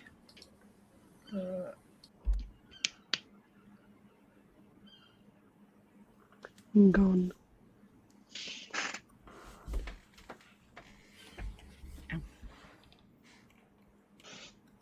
I think the heat is melting Video Ninja too. I'm surprised. Doing a damn good job on my frontal lobes. I apologize if I'm talking too much, by the way. You're filling in for the fact that my brain is soup and a half. I mean, somebody has to talk. If nobody talks, this just becomes story time rather than a game. So please do talk. I mean, to be fair, Ezra isn't doing much. They're just sort of following. They're keeping close to Corwin, and they're not like in the midst of the Londons and co. Can folks hear me now? Yay! Yes. Okay. Return But I now need to put you back into OBS. Yeah. I think, oh no, wait, it's okay. OBS has picked you up again. It didn't change when you logged out back in. It didn't change the link. Yeah, I was hoping so. So the question I was trying to ask is, the body was lying on its back. No, the body is actually lying sort of on its left side, but obviously not directly on its left side. Yeah. Kind of leaning slightly forward, but you can still, by stepping round to the right angle, you can still see clearly enough to see the damage to its neck and chest. What colour is the blood? Is it fully coagulated and dried, or is it relatively fresh? I have first aid if that helps. Okay, first aid is a good. I will probably allow that. Yeah, make me an observation first aid. We'll call this. My God, I'm actually rolling a skill I've got with a skill I've got. Right. It has to happen sometimes. Those 4, and then that one. Right, what's my threshold? That die is completely useless. I didn't say otherwise, so threshold number 4. I'm looking for 5s. Okie dokie. So that is going to be 3 successes. Okay, so you would say you can't get any definite numbers or any real accuracy, but yeah, it's not a recent kill in terms of the blood has, as you say, has coagulated, but probably within the last 24 hours. Right, and nothing else has tried to eat it, which means that there is a apex predator around. Yeah, nothing else has tried to eat it, and whatever killed it hasn't tried to eat it. Maybe it didn't like pointy ears. But it does appear to be a frontal assault if it leapt for the throat and chest. And Is this person armed? It looks like whatever this was, this elf looks to have been facing whatever killed them. You don't immediately see a weapon, but I'm not going to ask for a die roll to spot it. A little careful looking around will locate a large knife. Stats just as per any other large knife, but the design on it is slightly unusual. That is lying nearby, as if it was knocked from the elf's hand during a struggle. When we can approach, when it's deemed slightly safer to approach by the worry wart that is currently guiding our tracking, because Zoan is missing a lot of self-preservation. She's going to attempt to snag that because that's one of her things. You will also find a broken longbow. Oh, it's quite fine. It looks to have been well made, and with not an extensive amount of carving, just some faint patterns, almost. IRL terms, almost like Celtic knotwork, etched into parts of the bow, but it has been smashed, essentially. It's not just snapped in half, there is a missing section, and it looks like it got hit by something that maybe has very large claws. Is the dead person wearing a bag or quiver around their waist? I watch Luminec, I know how the... Yeah. You will need to investigate properly to find one. But when you've decided there's no ambush and actually step in and examine, yes, it has a belt quiver. Okay. With 4 arrows in it at the current time. I'll extract the arrows and offer them to Corwin.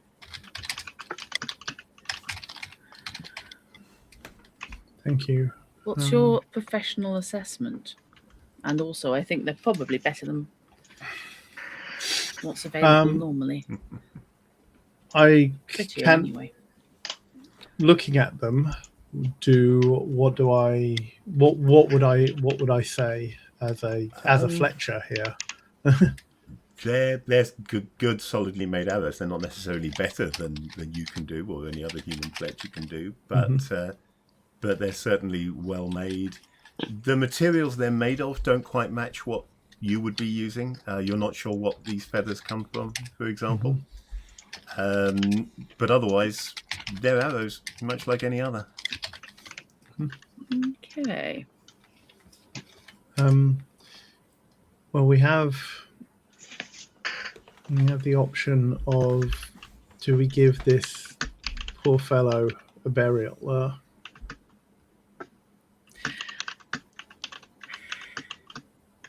Actually, before we do, can I look? Does it look like he was killed here? As in, is the ground full of like dark with blood and such, or was it that the body was dragged? Does. Okay. You can find a few splashes here and there, and where he's lying, it looks like he bled out there. Okay. I say he, but they. You don't actually know. Do we give them a burial? Oh, Lord, Getting yes. them away from here would be ideal to start with, because they're just going to attract scavengers to the Indeed. waterhole. And if nothing else, they're going to corrupt said waterhole. I will allow a general knowledge skill check, so just the general knowledge ranks. If anybody wants to see whether they have heard anything about what elven death rituals are like. Sure. So not intuition. No, just the ranks in general knowledge. I have no general knowledge. How have I got no general knowledge? Two Looking successes. for what? 2 successes off 2 dice. 2 successes as well. This would include you can roll default from another education skill, obviously, Drut, but if you don't have any education I have no skills- education. I No literally education neither of my specialties. characters have fair any. enough. I have any education skills Fair enough. at all. So- Zip. 2 successes will give you a small amount of information. You will get a couple of pieces from this. One is that you know elven burial ceremonies are quite involved and can take upward of a day to be carried out. You don't know any of the detail of what those ceremonies are, however. And the other thing that you do know is that they have a very annoying habit of refusing to speak the name of the dead, which makes, on the occasion that you're trying to, identify what's happened on the rare occasion a dead elf is found like this, it makes it very difficult because the elves don't like to talk about them. Unhelpful. Yeah. So what this means is, because their rituals are so complex, you are best off ignoring them, because you would have to take the body back to an elven settlement, and you don't even know where the nearest elven settlement would be. No. So do your own thing. And should you meet any other elves, it doesn't matter that you don't know this person's name. All you would need to do is describe roughly what you found, what they look like and where you found them, and hopefully they will figure it out from there if they know them. And even if they don't know them, they'll want to know that there's a dead elf here. If we are into so, while we're looking around, I look to see if there's any kind of identifying, like any jewelry or sashes or something like that would identify, that would be kind of identifying. Let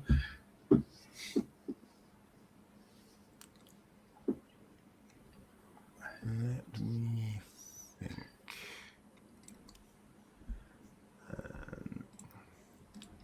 think.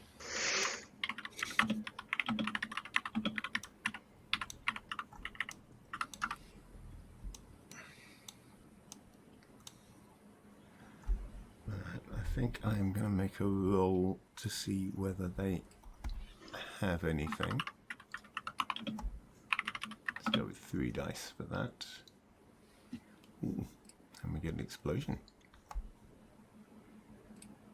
So what I'm doing here is I'm using the same skill roll mechanism for likelihood of things. I can vary the number of dice based on how much I want to have happen, and also adjust the threshold number based on how likely I want things to be. So that, in this case, we've got 3 successes. And I'm just going to interpret that very simply as you will find 3 potentially identifying things. So you will find a simple copper medallion on a leather thong. You don't find it actually on the body, but when looking around at the other signs, you find it nearby. Clearly the thong was cut when the attack came in, and the medallion thrown to one side.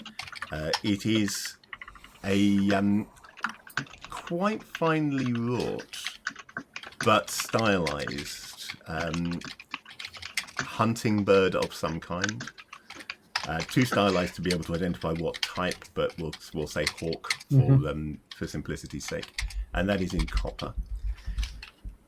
You will also find that the left arm has a bracer on it, which the patterns on it are quite distinctive. So anybody who knows this person would probably be able to identify that as belonging to them. And thirdly, you actually find a pouch which contains, let's just roll for this. Oh, which contains 10 silver coins, human currency, and what you would take to be possibly a lucky charm, a stone that has been highly polished and has some symbols in a language that a script that you don't know, carved into it. So that again looks like it would probably be quite recognizable. Although for all you know, elves all carry these lucky charms. Yeah. Okay. Corwin is not going to suggest. Corwin is going to suggest that nobody takes anything. That we bury him, or we bury them with their goods. But what he will do is he will sketch the medallion, the bracer, and the lucky charm onto a piece of parchment in one of his notebooks, so that we can show. So if we do come across any other elves, we can show them, and then also not be done for desecrating and looting an elven body. Yeah, not start a war or anything. Mm-hmm. Yeah, rather not start a war. We're busy enough. Vaguely working out how to pinch the knife. It's fine. Oh no! Like if you come across the knife and pick it up, like Corwin hadn't seen you do that. So, in that case, that's in the grass. Well, yeah.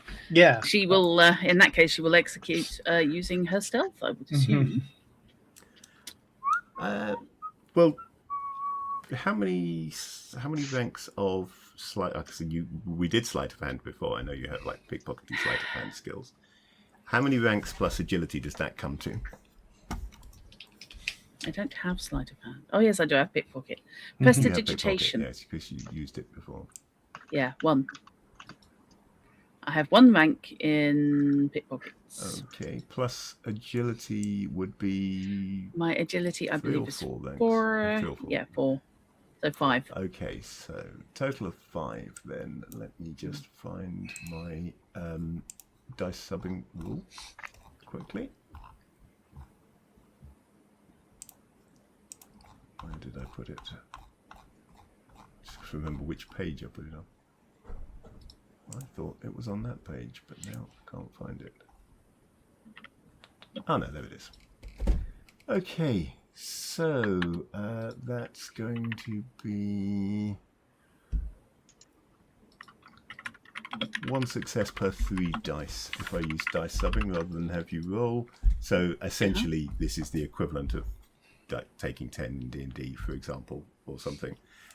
So you will get, without rolling, you will get at least 1 success, which is going to be enough in this instance because nobody's really paying attention to you to allow you to just pick it up and slip it in with your own gear without anyone necessarily being any the wiser.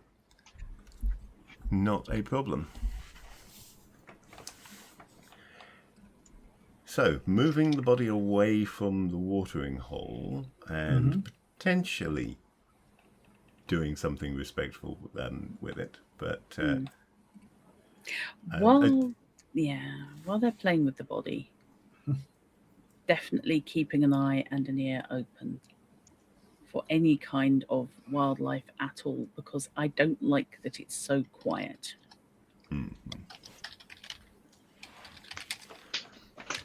Okay. Also, I'm probably going to be asking for another skill check that I don't bloody have, because I'm going to be once I've acquired the dagger, I'm the knife. Sorry, I'm going to literally be kind of sniffing at the grass Sniffing at the grass. I want to know if What something's are you marked its territory. Oh, right. Okay.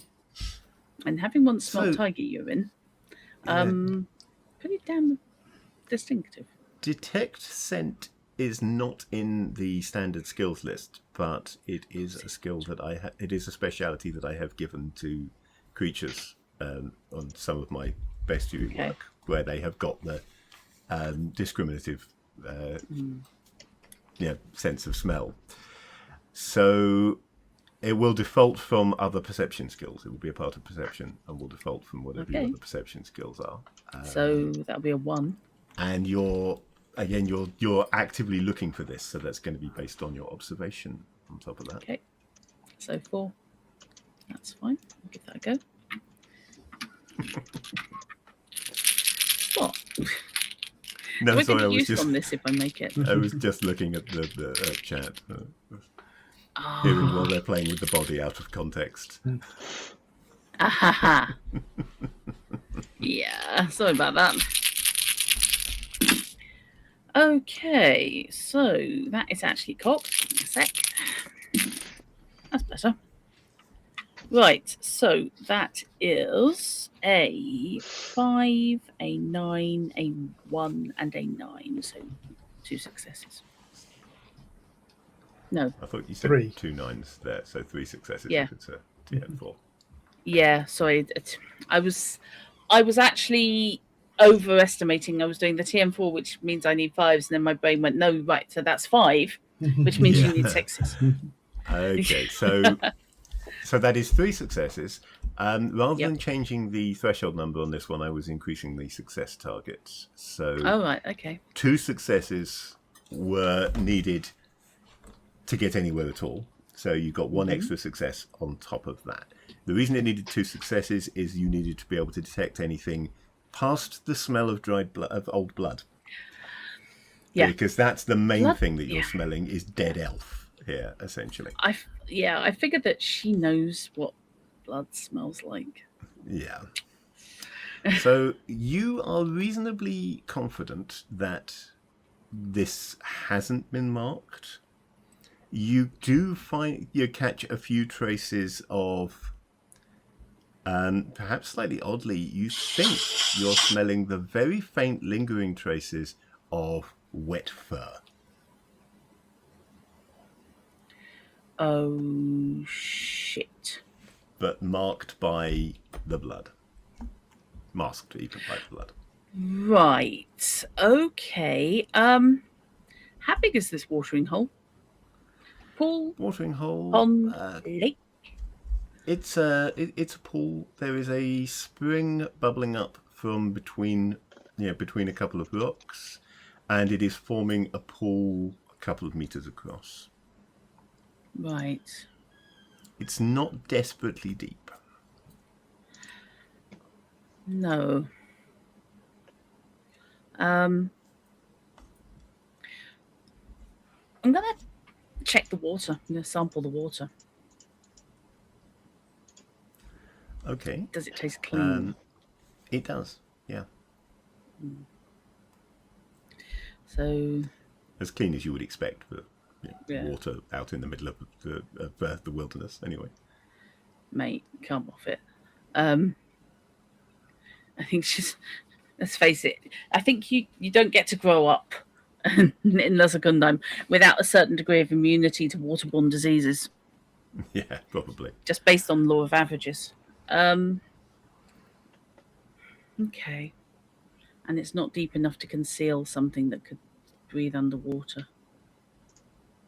I take it I can see the bottom of the pool. Yeah, you can see the bottom of the pool, and Okay. there is nothing lurking in the pool waiting to leap out at you. Okay. Something came and had a drink. Now, why Make me would an awareness notice? no the In elf fact, came actually, here first? alertness notice even, is what I meant to say. Okay. Alertness perception notice, right. Okie dokie. That's exactly the same as my observation notice. Because but it's not. alertness because it's a thing you're not specifically looking for, but notice because it's when you notice a thing. Yep. 4 points dice there. 4 dice thereof. Okay, so that is 1, 2. That's currently 3 successes, and I'm re-rolling the 10, Okay, so that's which gets me an 8. going to- So 4 successes. That's definitely going to do it then. Okay. Your eyes back up your sense of smell while you are scouting around the pool, and you identify where you were getting that faint smell of wet fur from. Because in the pool, Right. you find an arrow. It has gone into the pool and embedded in the ground. And you can see that it has got a patch of... So you're right at the edge of the pool, and you can see that it has got a patch of fur, possibly a chunk of flesh if you pull it out. You're not sure, but definitely at least fur, impaled on the arrow. So if it's maybe been a near miss or something, or a glancing blow, and has taken some skin and fur with it, and then gone into the water. I'm forming a picture here of the elf was hunting this and came across it either deliberately or accidentally at the watering hole. Tried to ambush it and missed, and it went poorly. Okay, I'm going to hoik the arrow out. Okay. Yeah, there is a little bit of flesh on this. Looks like a wound that it comes clear when you pull the arrow out, because it's not properly embedded on it. It was cut free by the arrowhead. The arrow matches those that you pulled out of the elf's quiver, so that leads towards your theory. And yeah, there's a small chunk of flesh and skin here. Not a significant wound, you wouldn't have said from this, but one that certainly would hurt, and you'd know it had happened. Okay. Right. So I can at least show Corbin what colour fur we're dealing with.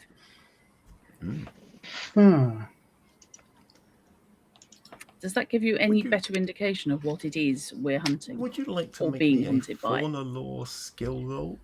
Sure. No attribute, just the skill. Oh, just the skill. Okay. Yeah. Being mean about this one. Yeah, no worries. 2 successes. So. Okay, so you're not familiar with this region, but certainly in terms of the Kundaimer equivalent, Kundaimer mountain cats have darker fur than this, but this is kind of the sort of thing you would expect to see from something living out on these plains. It would be reasonably well camouflaged among the grasses. Also, however, you can kind of identify this chunk. You would say that this was cut loose from a leg, probably a foreleg. So your best guess is that the arrow went through the leg and cut free a small chunk and then went into the water, leaving the creature with a wound to that limb, but not hugely hampered. Metagaming wise, you'd say probably that it was leaving a point of penalty on that limb, but that's very much metagaming, however you would interpret that in real life terms. Cole would say that it probably has wound. a cut, a minor injury to its foreleg, possibly maybe even only a scar by now, depending on how good its healing and recuperation is. Yeah. A little bit more than a flesh wound, but not hugely serious. And obviously not enough to stop it from ripping out its attacker's throat. Yeah.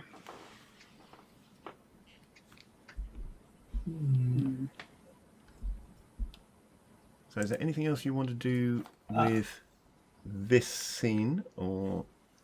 No, I think once we're if we can't bury the body, then I think trying to put it in like some underbrush or cover it with branches and such may be the best way we can go, because I don't think any of us actually has a shovel with us to try and dig. Probably not. Oddly enough, no.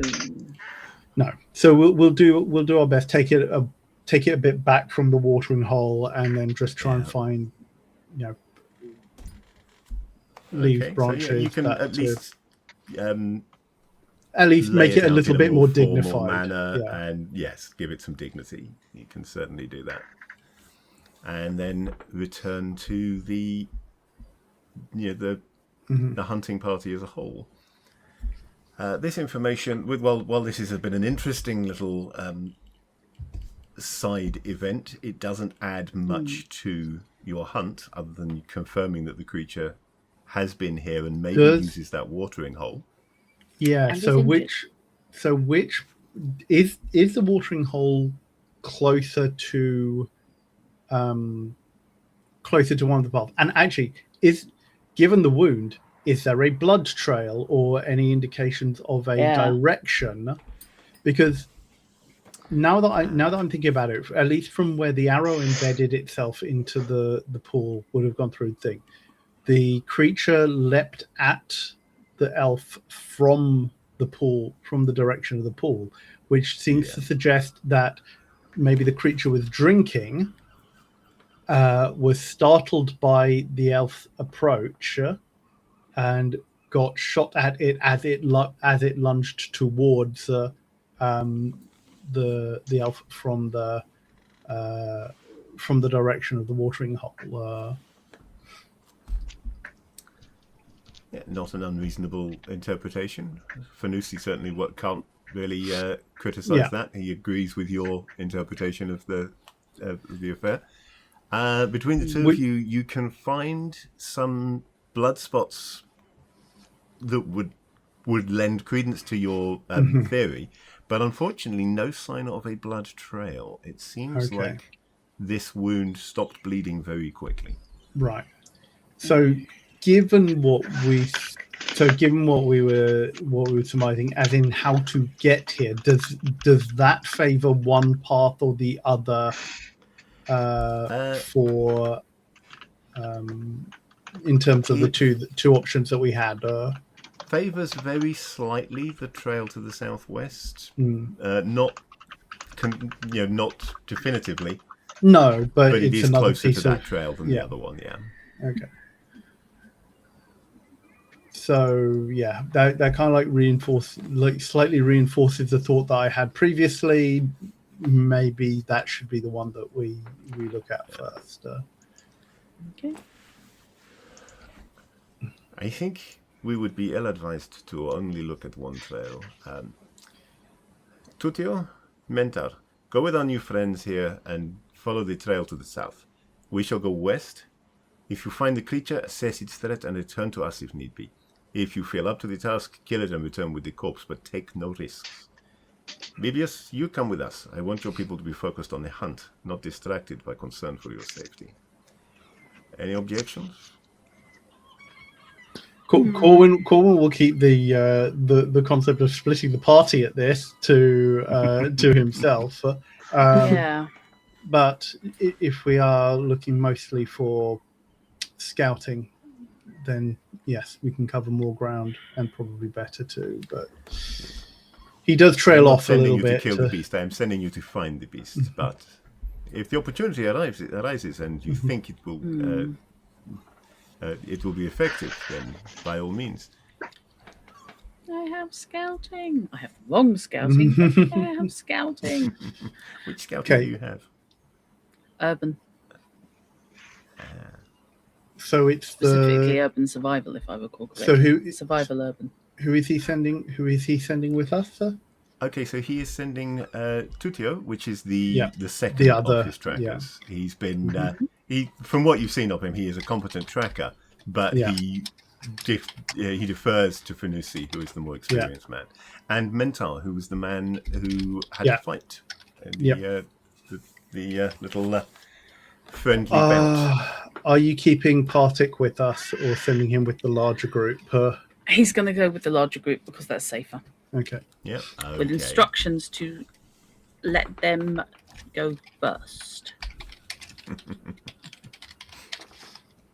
He's not. I'm guessing Partik is not happy actually at being sent away. He'll grumble a bit, but do as he's told. Yeah. I did give him a face, by the way. I don't know if you noticed. Yes, so I saw.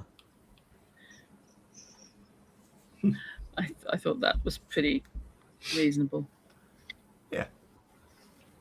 Does seem to be.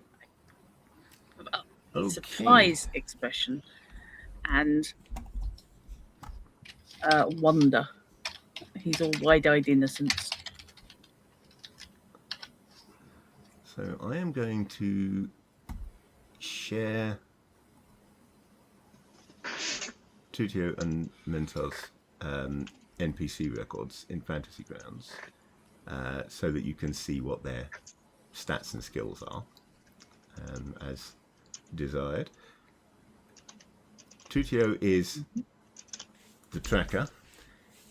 He has 4 in search and 3 in identify tracks, which makes him reasonable, but not as good as Fenusi. So I think what I'll do is I will allow for essentially a group roll. I'll roll Tutio's identify tracks skill and we'll combine the result with what Corvin gets to determine how well you're following your part of the track. And this is going to be used again using intuition and identify tracks. So he gets 5 dice. Oof. That's not a bad roll. 3 successes from Tutio. Sorry, did you want a roll from? And a roll from Corvin, please. Okay. Sorry, which? Intuition and identify tracks. Okay, so 4 and 3. Yeah.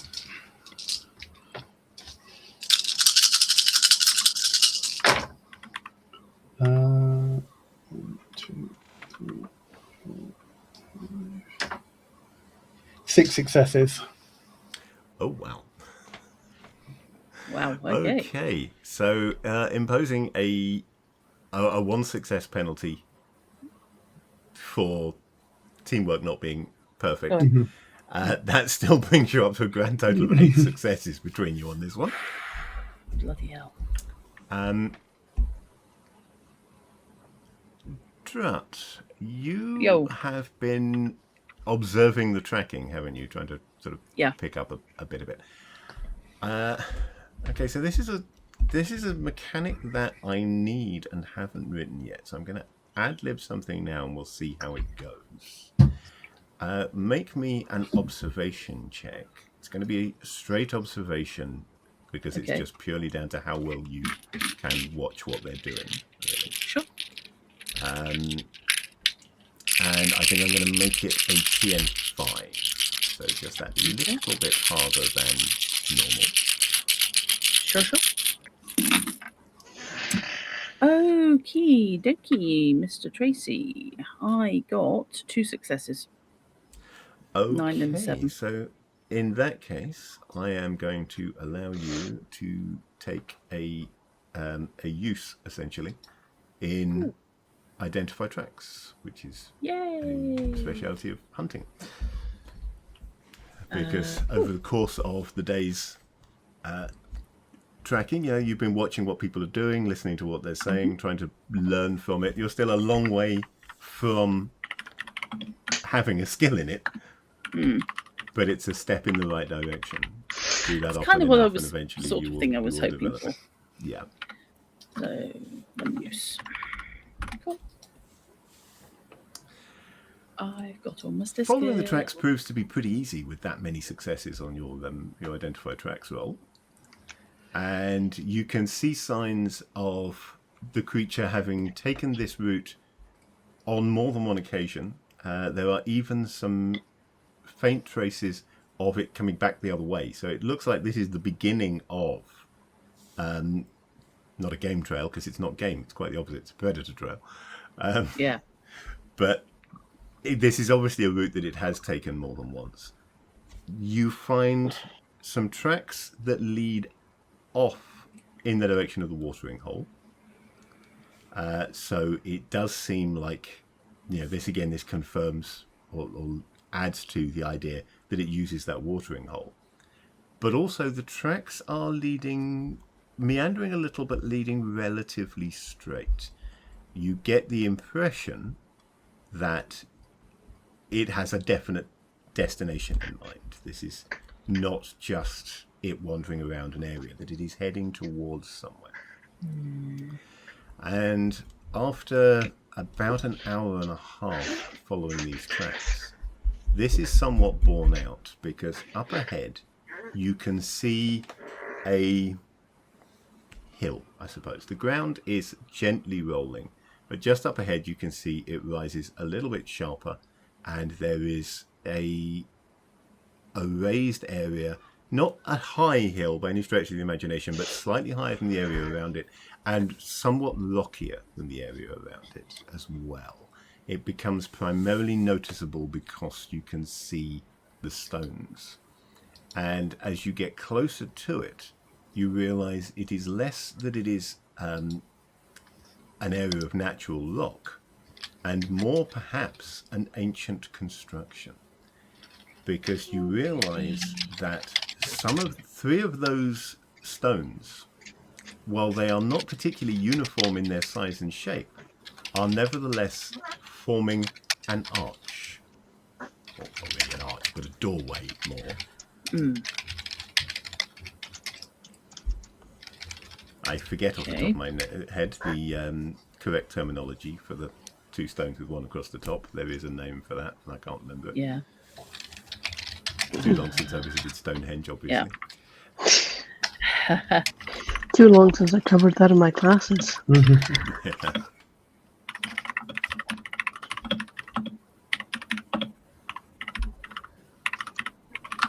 So, seeing that... Trilithon, of course it is.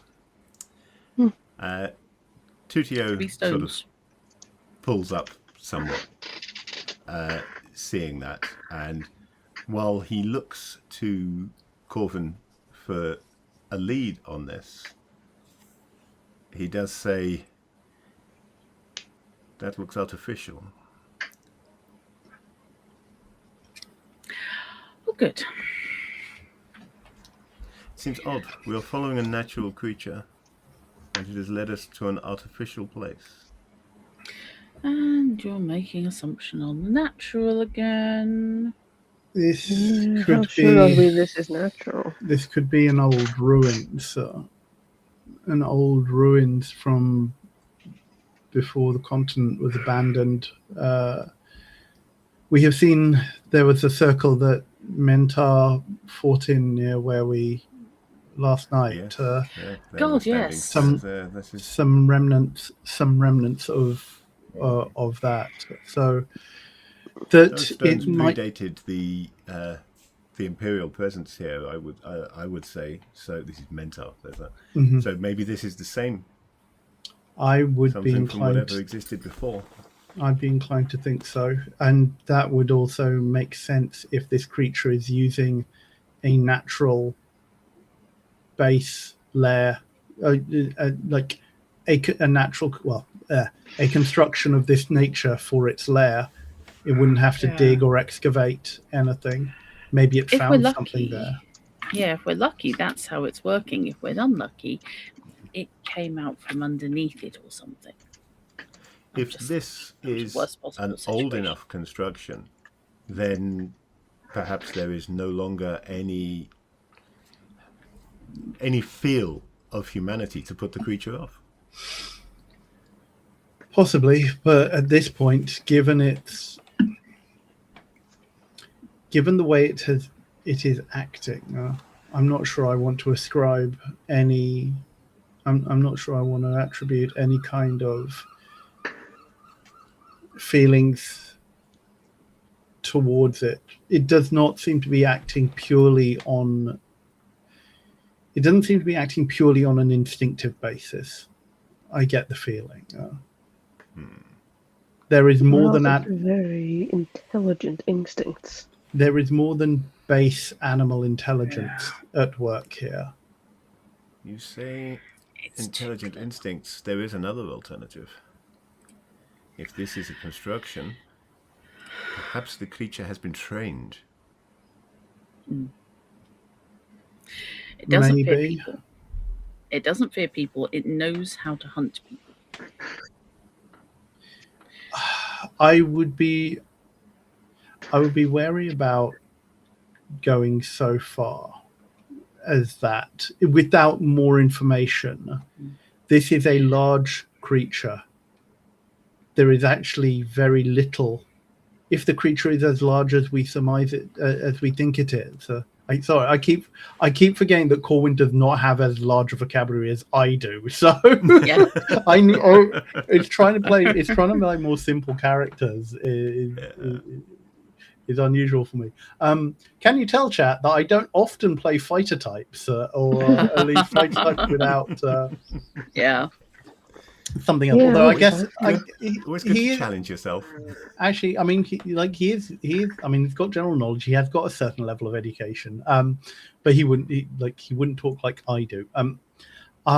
Sorry, what was I saying before I derailed myself? You were wary of assuming that it could be a trained creature for starters, and you were saying something about its size. If the creature is as large as we think it is, then there is very little it would be scared of. Tutia will nod in agreement with that. With something as large as that, with claws, with what it did to the elf, I don't. It is at the top of its hunting line. There is little, even man. Actually, there's a difference between not being afraid and actively being unafraid enough to hurt the bigger, similarly sized creatures. Because even if it is big for a cat, it is still human sized. Yes. If it is as large as you say it is. And we are of equivalent enough size that it is more likely to leave us alone if it is acting on instinct alone. True. And I think for large farm workers or something like that, that would be the case. For a lone traveler who, let's face it, probably took the first shot at it, if aggravated, many things will hurt you. Yeah, and is of slighter build than it. That is the case. I'm having the cynical little chuckle I gave is actually in character. The worst possible scenario I can imagine is this thing was loosely trained, possibly by the thing it just turned on. Corwin looks at elves used to train cats or something. Corwin looks at you. He genuinely looks a little confused. That is a leap. That is a leap, Sharon. Like he's genuinely having trouble following the same line of logic because he does not have your experience. He is only recently come into the idea of political machinations amongst people in urban environments because of what his actual family have been doing.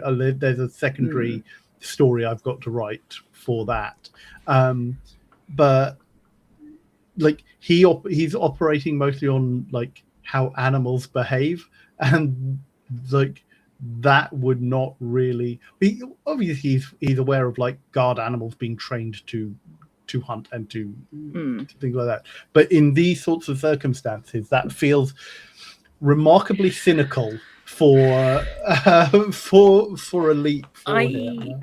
I feel that That's right, just Shaman, nods although along. she wouldn't have any idea how to do it, Mm. almost certainly has seen people training things like equivalent of dolphins, maybe even equivalent of sharks, water-dwelling creatures, because such things are trainable. I trainable. trained sharks in my bestiary for this setting, but I'm considering adding them now. Yeah, it just strikes with me lasers on them. Yeah. Well, think about it. Trained sharks, jet-powered sky sharks. I love that film. Are we back to Iron Sky? Yeah. A trained shark trained to retrieve, potentially, and a dolphin can easily take out a small fishing boat because of their ramming potential. Just think about that, and then think about a strong pirate culture. Yeah. And now you have trained fish and fish-like animals. Like that's definitely right for Jar, and Corwin just would not have let that. That's not a leap Corwin would have been able to make. Yeah. Just be glad I didn't suggest trained leopard seals. Corwin's experience is more along the lines of hunting dogs, which are there to retrieve rather than there to actually do the hunting. Whereas this cat is definitely not a retriever. No. Yeah. I mean, it's certainly not out of the range of possibility. Intelligent animals tend to not like it if you mistreat them. And who knows, perhaps the elf got a little annoyed with it not behaving quite right. Yeah. I mean, it could simply be that it was hunting this cat and fouled its shot and didn't live to make a second, but it's a possibility. Frankly, either way, I'm willing to bet elf aggravated the thing. Oh, absolutely. Rather than the thing was hunting the elf outright. Yeah. I think if it wasn't working for the elf and then turned on it, then yes, I think the elf missing its shot and pissing it off was the architect of his own destruction. Which is why you should always make your first shot lethal. Whatever or the not truth, make a shot we at need all. to know whether this is the creature's lair or whether the tracks simply pass it. So indeed, perhaps we should get back to the tracks. Look. Yes. Yes. Intuition and identify tracks again then. Sure. At least half a point in order to have a go. Wow.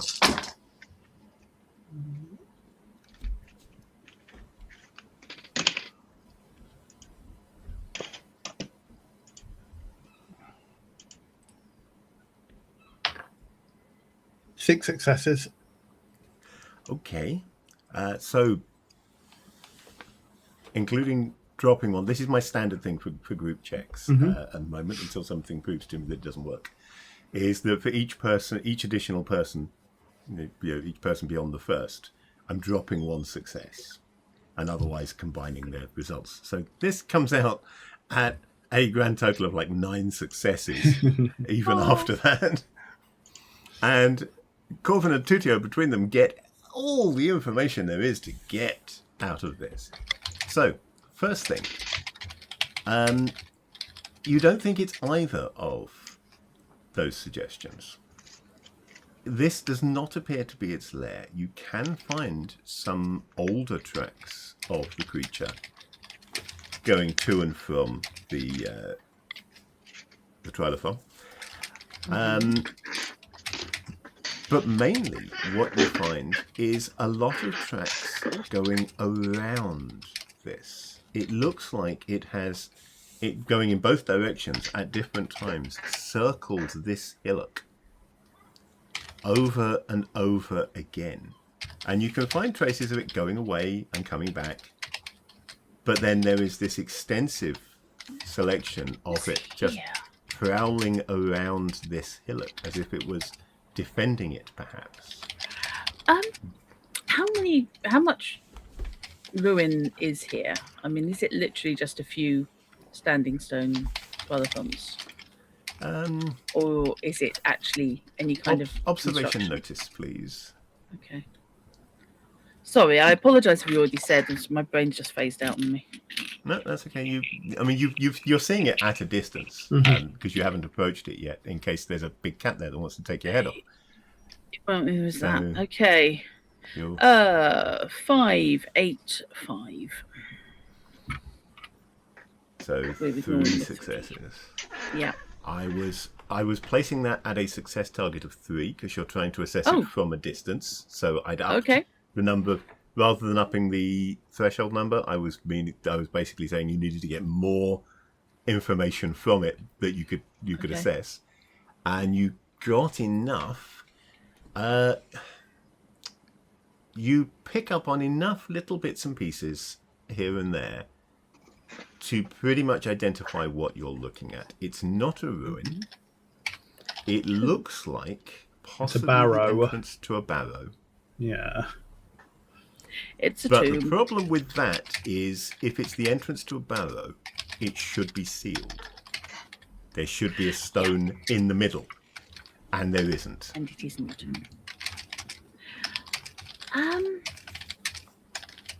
While they're looking around the outside and ascertaining that this thing was basically orbiting it, is there any chance that Joan can sort of stroll towards the entrance and just try and get some kind of sense of the depth, scale, smell? Absolutely. Well, hang on. And I'm going to ask for an odd skill roll at this point because sorry, I'm going to ask for. Sorry, I may have. Sorry to interrupt, but I may have misunderstood what we're looking at. Is the trilithon leading into the hillock? Is it framing a doorway into the hillock? It does, or into the seem barrow. To be, yeah. When you first encountered it, it was hard to say. It wasn't on the top; it was on the front. So to right, speak. I thought it was. I probably didn't explain that clearly. I thought it was on a pathway, like it was over a pathway next to what it was that we were. Right. So the thing is going into it. Right. Okay. Much better. Yeah. So what I'm going to ask is for those of you who speak Lunman, to make me a skill roll just on the number of ranks that you have in Lunman. So for Ezra, I think that should probably be 5. I think is what I was. Okay. So, and if anybody else speaks Lunman, then whatever rank I gave you in that. Sorry, is it Lunman or Lunmish? Because I wrote Lunmish. That's a very good question. I probably do have an answer to that, and probably have been. Lunmish is what you said. Mix. Yeah, it's probably Lunmish. Yeah. Okay, right. Lunmish straight or with something? And haven't been referencing that when I was making notes of things. Okay, successes with me today. 3 successes off 2 dice. Nice. I wish I knew the language because I really don't. Yeah, so as shown, I also have 3 successes. 3 successes again, right? As and Ezra will be starts following Sharon, drifting towards the entrance. Let's call it an entrance at this point. A shout suddenly splits the air. It's echoing somewhat and hard to say, but it could well be coming from that entrance. And it is not in any language that any of you understand. However, 3 successes each in Lunmish will be enough for you to still identify what it says. The shout translates roughly as "where to the left," and it is in Ancient Imperial, not Lunmish. Being related languages, you had a chance of identifying it because you know Lunmish. but it is the older. Effectively, it's the equivalent of having somebody suddenly yell at you in Latin. What have I got? Heritalian, Condyma, and Vainrear. No Yes, you've use to got anyone. 3 other languages instead. Yeah. So, wait, and as that comes out, Corwin will spin round to his left, and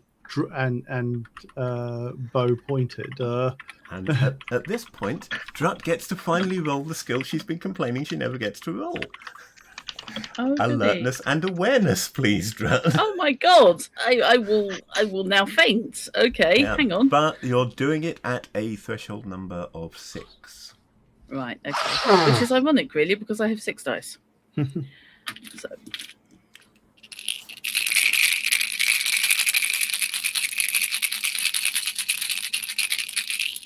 Those double dice rattle beautifully, don't they? Yeah, that's cocked. Okay, so we have a 7, a 2, an 8, a 6. So it's only 2 successes so far. 4 successes, 8 and 9. Okay, so the 2 who speak Lunmish, who both correctly identified what was said, have their attention called to the left by what has been yelled. In Corvin's case, he's actually slightly off because it's not his left that's being referred to, but he's looking in roughly the right direction and therefore can quickly reorientate slightly. Ezra looks exactly the right way straight away. Unfortunately, not understanding what was said, Sharon's attention initially is drawn to the shout, not to what is to her left. Not the warning. So she looks up towards the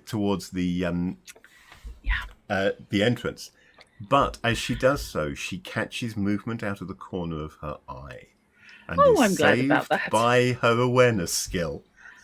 Yay! As her head jerks left to see a huge tan-coloured cat leaping out of the grass towards her and Ezra. And I think that's where we're going to stop for today, apart from one last roll that I'm going to ask you to make. Because we're going back to the emotional response rules, which I'm rejigging as the involuntary response rules, but I haven't yet, so we'll use the original version of them. Because there's a big-ass cat leaping at you, and I think that requires a response to fear stimulus. Quick question. This is... I see Mentar has got Lumish. Did he... Yeah, both Mentar and Tutio are native Lunmans. They're actually both ex-legionnaires. So they will both be looking in the right direction. Right. But nothing is going to happen with them until hooray! No one was surprised. Nobody, however, was surprised by this. So that is a good thing. So, remind me, because I haven't rolled yet. Remind me how we do fear check, please, sir. Right. Well, first off, I'm just checking up on what I'm calling this stimulus. This is going to be a dread stimulus. Apt. This is not unlike a shark sweeping up out of the depths when you thought you were just going fishing. It's quite big, and you've seen what it can do. So I'm going to call it severity 3 for the 2 of you that it's leaping towards. And I'm just going to say 1 for Corvin because it's not coming at him, but he's still seeing this thing for the first time. So the way that this works is you are rolling against a save level based on the stimulus's rating. And you are rolling basically a willpower check. So level 3 is actually just your full willpower. You don't have to worry about that. Level 1 is double your willpower, but 96 and above is always a fail. and saves are rolled as a percentile against the full value of the attribute. So in the case of Tutio and Mentar, they have got a willpower of 31. Neither of them is desperately willpowerness full, but then it's not coming at them, so it's double. Theirs is double to 62. So I'll roll for each of them. So I'm rolling at double my willpower, am I? You are rolling at double your willpower, yeah. And I'm looking to get under. And you're looking to get equal to or less than, yeah. Okay. Okay, so both Tutio and Mentar failed theirs and are going to be scared. I rolled a 1. Oh, that's Literally, I rolled a 0-1. I rolled 21, which thank fuck I have 38 willpower. How the hell did I manage that? I don't know. Well done. I made it by 46. No, I failed by 12. Oh my I made god! it by 17. Okay, so the ones in immediate danger are keeping their heads, and everyone else is going, "Oh my god, what's that?" Okay, so the result of the save determines your degree of response. Oh, it's going to be interesting. Which is, how did I actually decide on this? So you didn't fail the save, either of you, so you don't develop a response.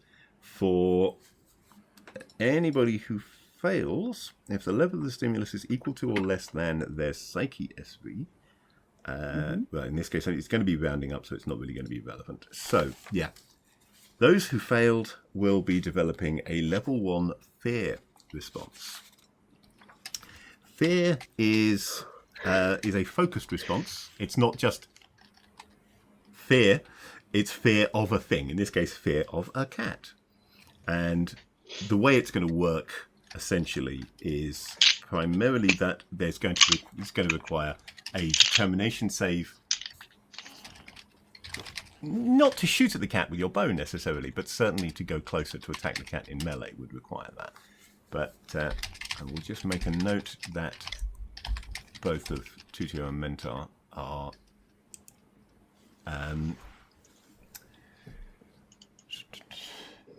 they both have fear 1.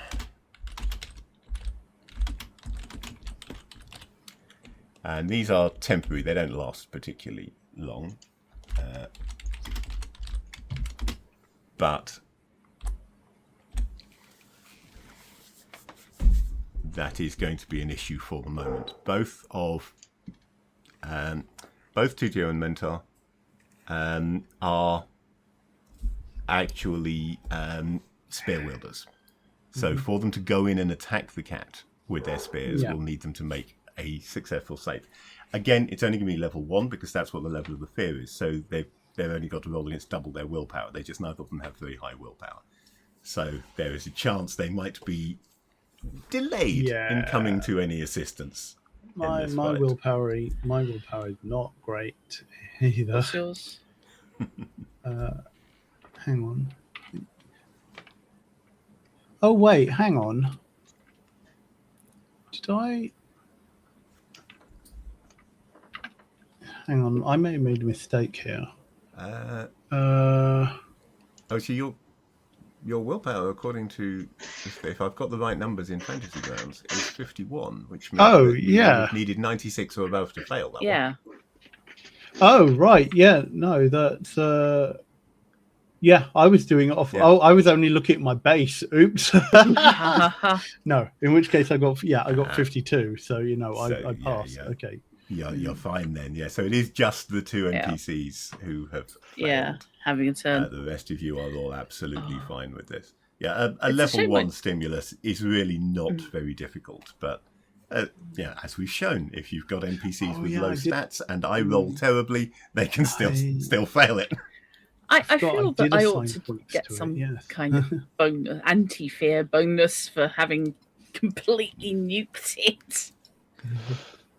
The other thing I will say is that when they're trying to attack it, they will have a slightly better chance because that will be determination rather than willpower. It's willpower is more of a passive stat attribute. It's more about resisting. Oh my god, this is terrifying. Whereas determination is I've got to do this, So that's what they would be rolling to actually shake it off and come into attack. I don't suppose that, as I did manage to deploy Ice Cold in Alex's veins, I can see the blood on one of the legs. If it's tan, if it's bled into it, there'll be blood there. I wouldn't under normal circumstances, but since I rolled that ridiculous... Okay, you did roll... Fear save. How many did you... you rolled a natural 1 on your first save, didn't you? I rolled a natural 1, made it by 46. Yeah, let's see. I mean... Bonus on a notice check. You would have made that even at the maximum save level of 6. Okay. Save levels never go above 6. Anything that would take the number above 6, you just top it out there, and that's on 1/4 of your attribute. So you still would have made that even at a 6. So I will allow you at this point an alertness notice check. Okay. And I'm going to cap it, but the cap isn't really going to be relevant. It's going to be capped at the level of save that you would have made, which is 6. So the maximum really you can roll is 6 successes, and that's pretty unlikely with the number of dice. I've got 4 dice. I have 4 dice. I'm not sure that 6 is going to be an issue. I mean, with explosions, you could get that all the way up to 8. That's fair. Yeah, it's not very likely that this cap will be important. I, in fact, got 3.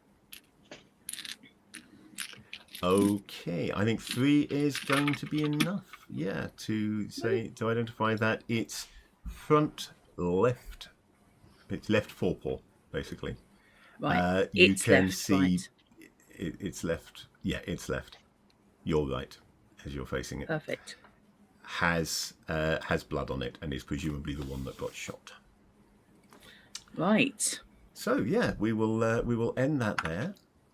Nicely timed, I think, at just on 10 o'clock. And, well, you know exactly what we're doing next session. Yep, I know exactly what I'm doing next session. That was a good session. There was some nice role play in that. I've lost track of whether I have been issuing enough experience points. So, Don't say no. At a minimum, giving you an experience point for role-playing this session, 6 sessions, you should all have at least 6 XP. If you have less than that and haven't spent any, then bump yourself up to 6 XP. Yeah, I don't think you... I'm looking at my notes, and I don't... any yet. And I don't think you assigned at the end of last session. No, I haven't got my notes written down. Also, I have 5 should... XP at the moment, and I'm about to add the 6th for today. Okay. So you're definitely a point short on Ezra then, because you also should have one for the story. Yes, I haven't sent you mine, so I haven't got that yet. And I think you got 2 for yours, 2 XP for yours. Because Yeah, you I must have half noted of that your down. life path in one piece of writing. I must have noted that down Apple on Pencil might have been the dead scratch at pad. some point, and I forgot to add it at that point. I'm just going to check whether there's anything else I feel I should be giving people XP for. As I've said before, it's the uses, really. Using your skills are the primary way of improving. But I don't want to be stingy and not give out XP. So Use on my notice. I had 1 use today, yeah. Let's I go don't think I've with... had any use today. Yeah. Maybe I've been half asleep.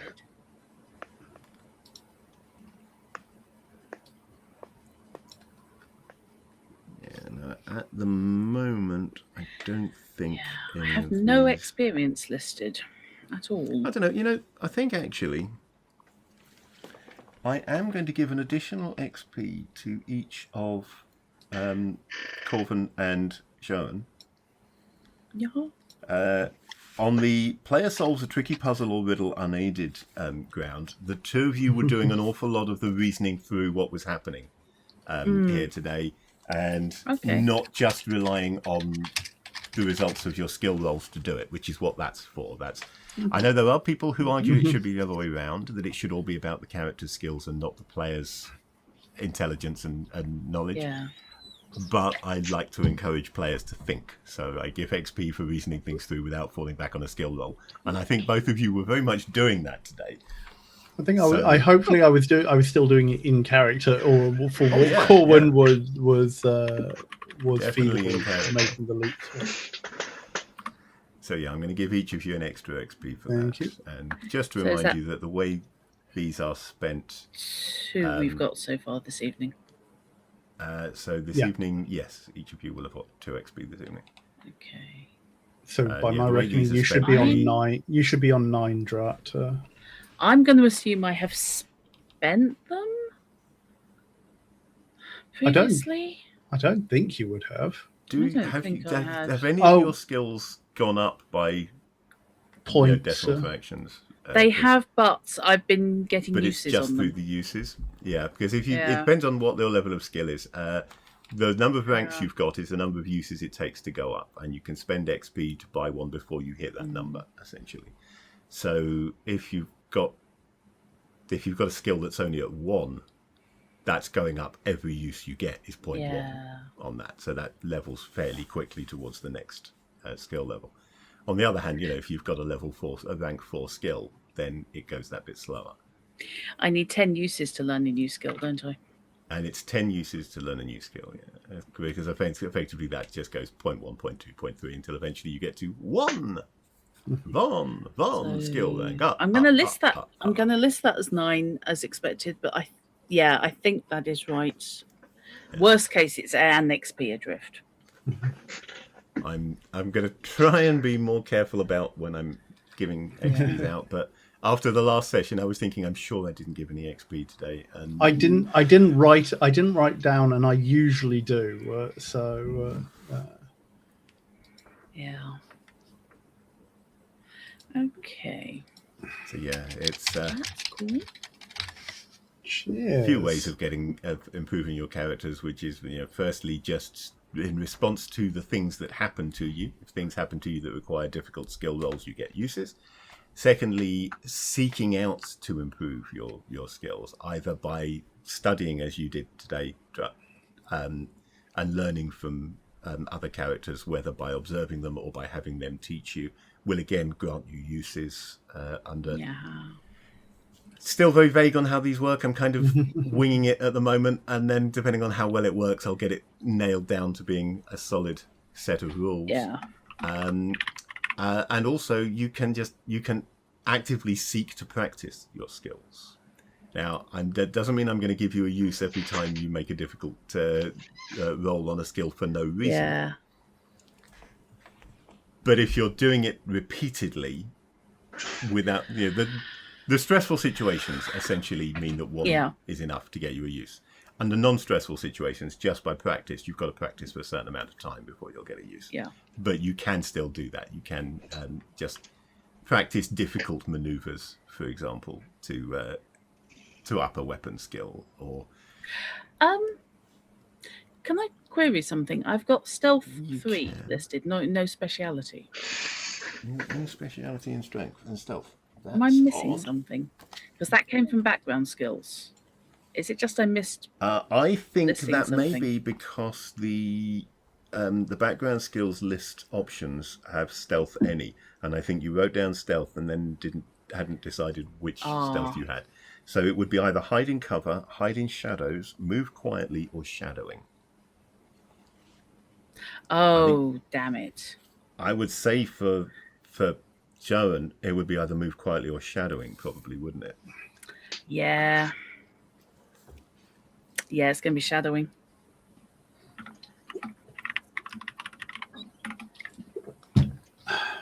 Because Partick has moved quietly, and I suddenly realised that move quietly certainly applies to piracy when that sneaking onto the enemy boat and stealing it out from under them. Difficult to shadow a boat through the centre of it. So that perhaps, yes, I can see where the whole setting up your targets land side. Yeah. Following people to ascertain whether their boat is worth pirating. But so I would say certainly either one of them is perfectly reasonable. Corwin unsurprisingly has move quietly and hide in cover. SS hide and cover, though I don't remember where from. Well, it was from Life, but that's why. Because they ran away from home. That's where they got it from. Yeah, Ah. that'll do it. They were hiding in cover for that week. They were hiding out from home, and that is probably the next one I'm going to write when I get around to that. Cool. Yeah, I think I did say originally you can earn up to 3 XP for doing this. You know, writing up your background events, whether that be 3 pieces worth 1 XP each, or cheating like cramming so much into one that I have to give you a second XP for that. I didn't cheat. It was a really good piece, and yeah, it just covered so much of your character's background in one piece. I was really impressed. But it's still, ultimately, it is still the same. Caps out at 3. You can write as much as you want beyond that. You're welcome to do so. Yeah, there's no such thing as bad character background. But the other piece I have in mind, I need. I basically need you to specify a few things about how Greater Kuntheim's political situation. Right. But by specify, I think what you mean is invent. Yes. Yeah, I need I've to got a figure lot out more what information on kind of- Guredrosal and even Herital than I have on Kuntheim, strangely. Yeah, basically, I need I need the coastal provinces of Greater Kuntheim delineated. I will take a look at my map and see what I need to put there and see what's there. Then I did a little bit on Lesser Kuntheim. Actually, at one point, I was considering a playtest campaign based on Lesser Kuntheim. So I mapped one Yaldum on Lesser Kuntheim in relative detail, but that's about all I've done with Kuntheim at the moment. So I'll just have to look and see what else. Anyway, thank you for playing, and thank you everybody in the chat for watching. I hope you have enjoyed this. Anybody got anything that they need to tell chat about? So I guess I've got my stream coming up next. So I will be on my channel, twitch.tv/Chrono Magistrate, tomorrow afternoon at 5 p.m. BST. I am doing another week of demos. We're looking at some bits and pieces that were announced during the recent games announcements cavalcade in June. And I've got 3 demos that I want to have a look at. And then next week, I will be doing Detective Grimoire and crossing fingers ahead of the 3rd installment in that series being released on the 16th that I can pick it up at launch. And if so, I will play it the following week. If not, if I can't pick up Mermaid's Mask at launch, then in 2 weeks' time, I have got a truly wild game narratively to be playing. But I will hold off on saying what it is for now, because otherwise it will follow the Mermaid Mask. Oh dear. Okay. That'll be fun. Yeah. I'm certain I've got an actual release coming up soon that I was going to play. Damned if I can remember what. Trying to remember when the 2 are coming out. I think it's next month. Yeah, it's next month. So yes, Thursday. It is looking suspiciously like I am going to be doing Sniper Elite Resistance, specifically the DLC, Lights Camera Action DLC, where you have to murder Hitler. Every Sniper Elite game has one. And this is Hitler has turned up to make promotional films because it's all going horribly wrong towards the end of World War II. And to get the French back on side, he's turned up on the film studio and they're going to be making promotional movies. So the idea is there are lots and lots of options as to how to dispose of him, and I'm very much looking forward to it. Hitman, the World War I II only edition. just Yeah, I was about to say, this yeah. sounds awfully like a Hitman scenario. You can drop an elk on him. That's very Wait. Hitman. That If I really recall is. correctly. There It's is either an elk or a deer, but you can indeed assassinate him 'cause with exploding food. Because in Hitman, I think it's in Hitman 2 or Hitman 3, Yeah. there's a mission at the Swedish embassy where you can drop a moose on the target Yeah, that has been I think I is did that hanging from the once. ceiling. Yeah. Yeah, I think it's a deer, but yeah, you can basically hit him with a flying deer. Okay. But yes, that's what I'm going to be doing on Thursday, and possibly then, depending on how fast I manage it, which is probably not very, possibly moving on to something I'm considering purchasing at this second. Because Dreams in the Witch House is on sale on GOG for £3 something, which is the cheapest it's ever been. It's normally reduced to like $6.99 or something, and that just strikes me as kind of appealing, I have to say. Okay. So I shall see. We shall see. It is essentially an adaptation of the Lovecraft story, but it's done with the title. Right? Can you maintain your studies while going insane and maintaining, life work balance as a student? Interesting. Life work balance yeah. as a student is shit at already. You don't need to add going bad enough to insane to start with, that. isn't it? Coming from a current student trying to not Yep. die. But yes, I am currently vacillating on whether to pick it up, because it's one I've had wishlisted for. When did it come on wishlist? So yeah. But definitely, think we will be sounds killing like something Hitler. that you want to watch Drut do? Turn up on Thursday to her stream and spam it into chat. Yay, feel free to spam. Yep. And Alia, do we have more Witcher to look forward to? Yes, might even be tomorrow night. It'll definitely be on Sunday, despite the fact that I'm traveling on Monday morning. But little stream doesn't hurt anyone. Just don't do a drought and play for 6 hours overnight, like somebody may possibly have done Elite Dangerous yesterday. Shut up. Well, Fishy, I did a 7-hour stream to finish the main story of The Witcher 3. See, so don't do it again.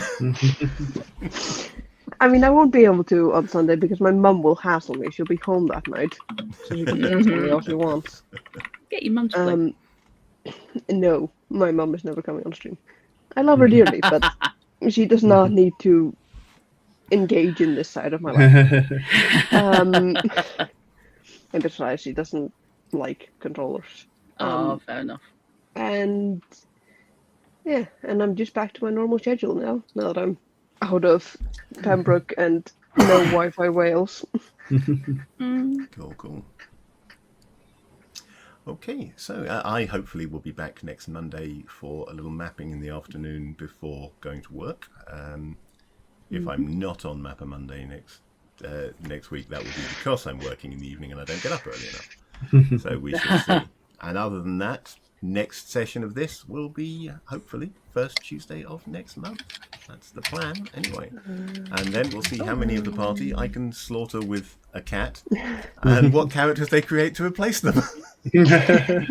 I'm going to be really peeved if I lose Sharon because I am never making those rolls again. These are really good 4th of characters. August. So hopefully I will keep you alive.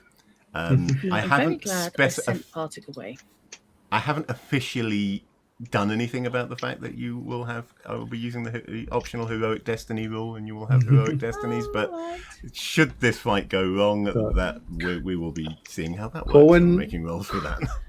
Corwin has a twin brother. I suspect that maybe. Yeah, Ezra has a convenient twin as well, actually. Look, see. in an old D&D game, 3.5 game that a friend was running. I lost my character fairly early, to an Otyugh attack, and the character I ended up playing or coming in to replace him was his ex-boyfriend. Nice. Mind you, that sort of thing is positively encouraged in Witcher. You're expected to at least think about who your relations are because you'll evolve them in the life path. Yeah. And There are a the number easiest of way to games. replace your character is to have them just a relative turning up saying, "Right, I'm here to pick up." What do you mean? Yeah. Funeral? Yeah.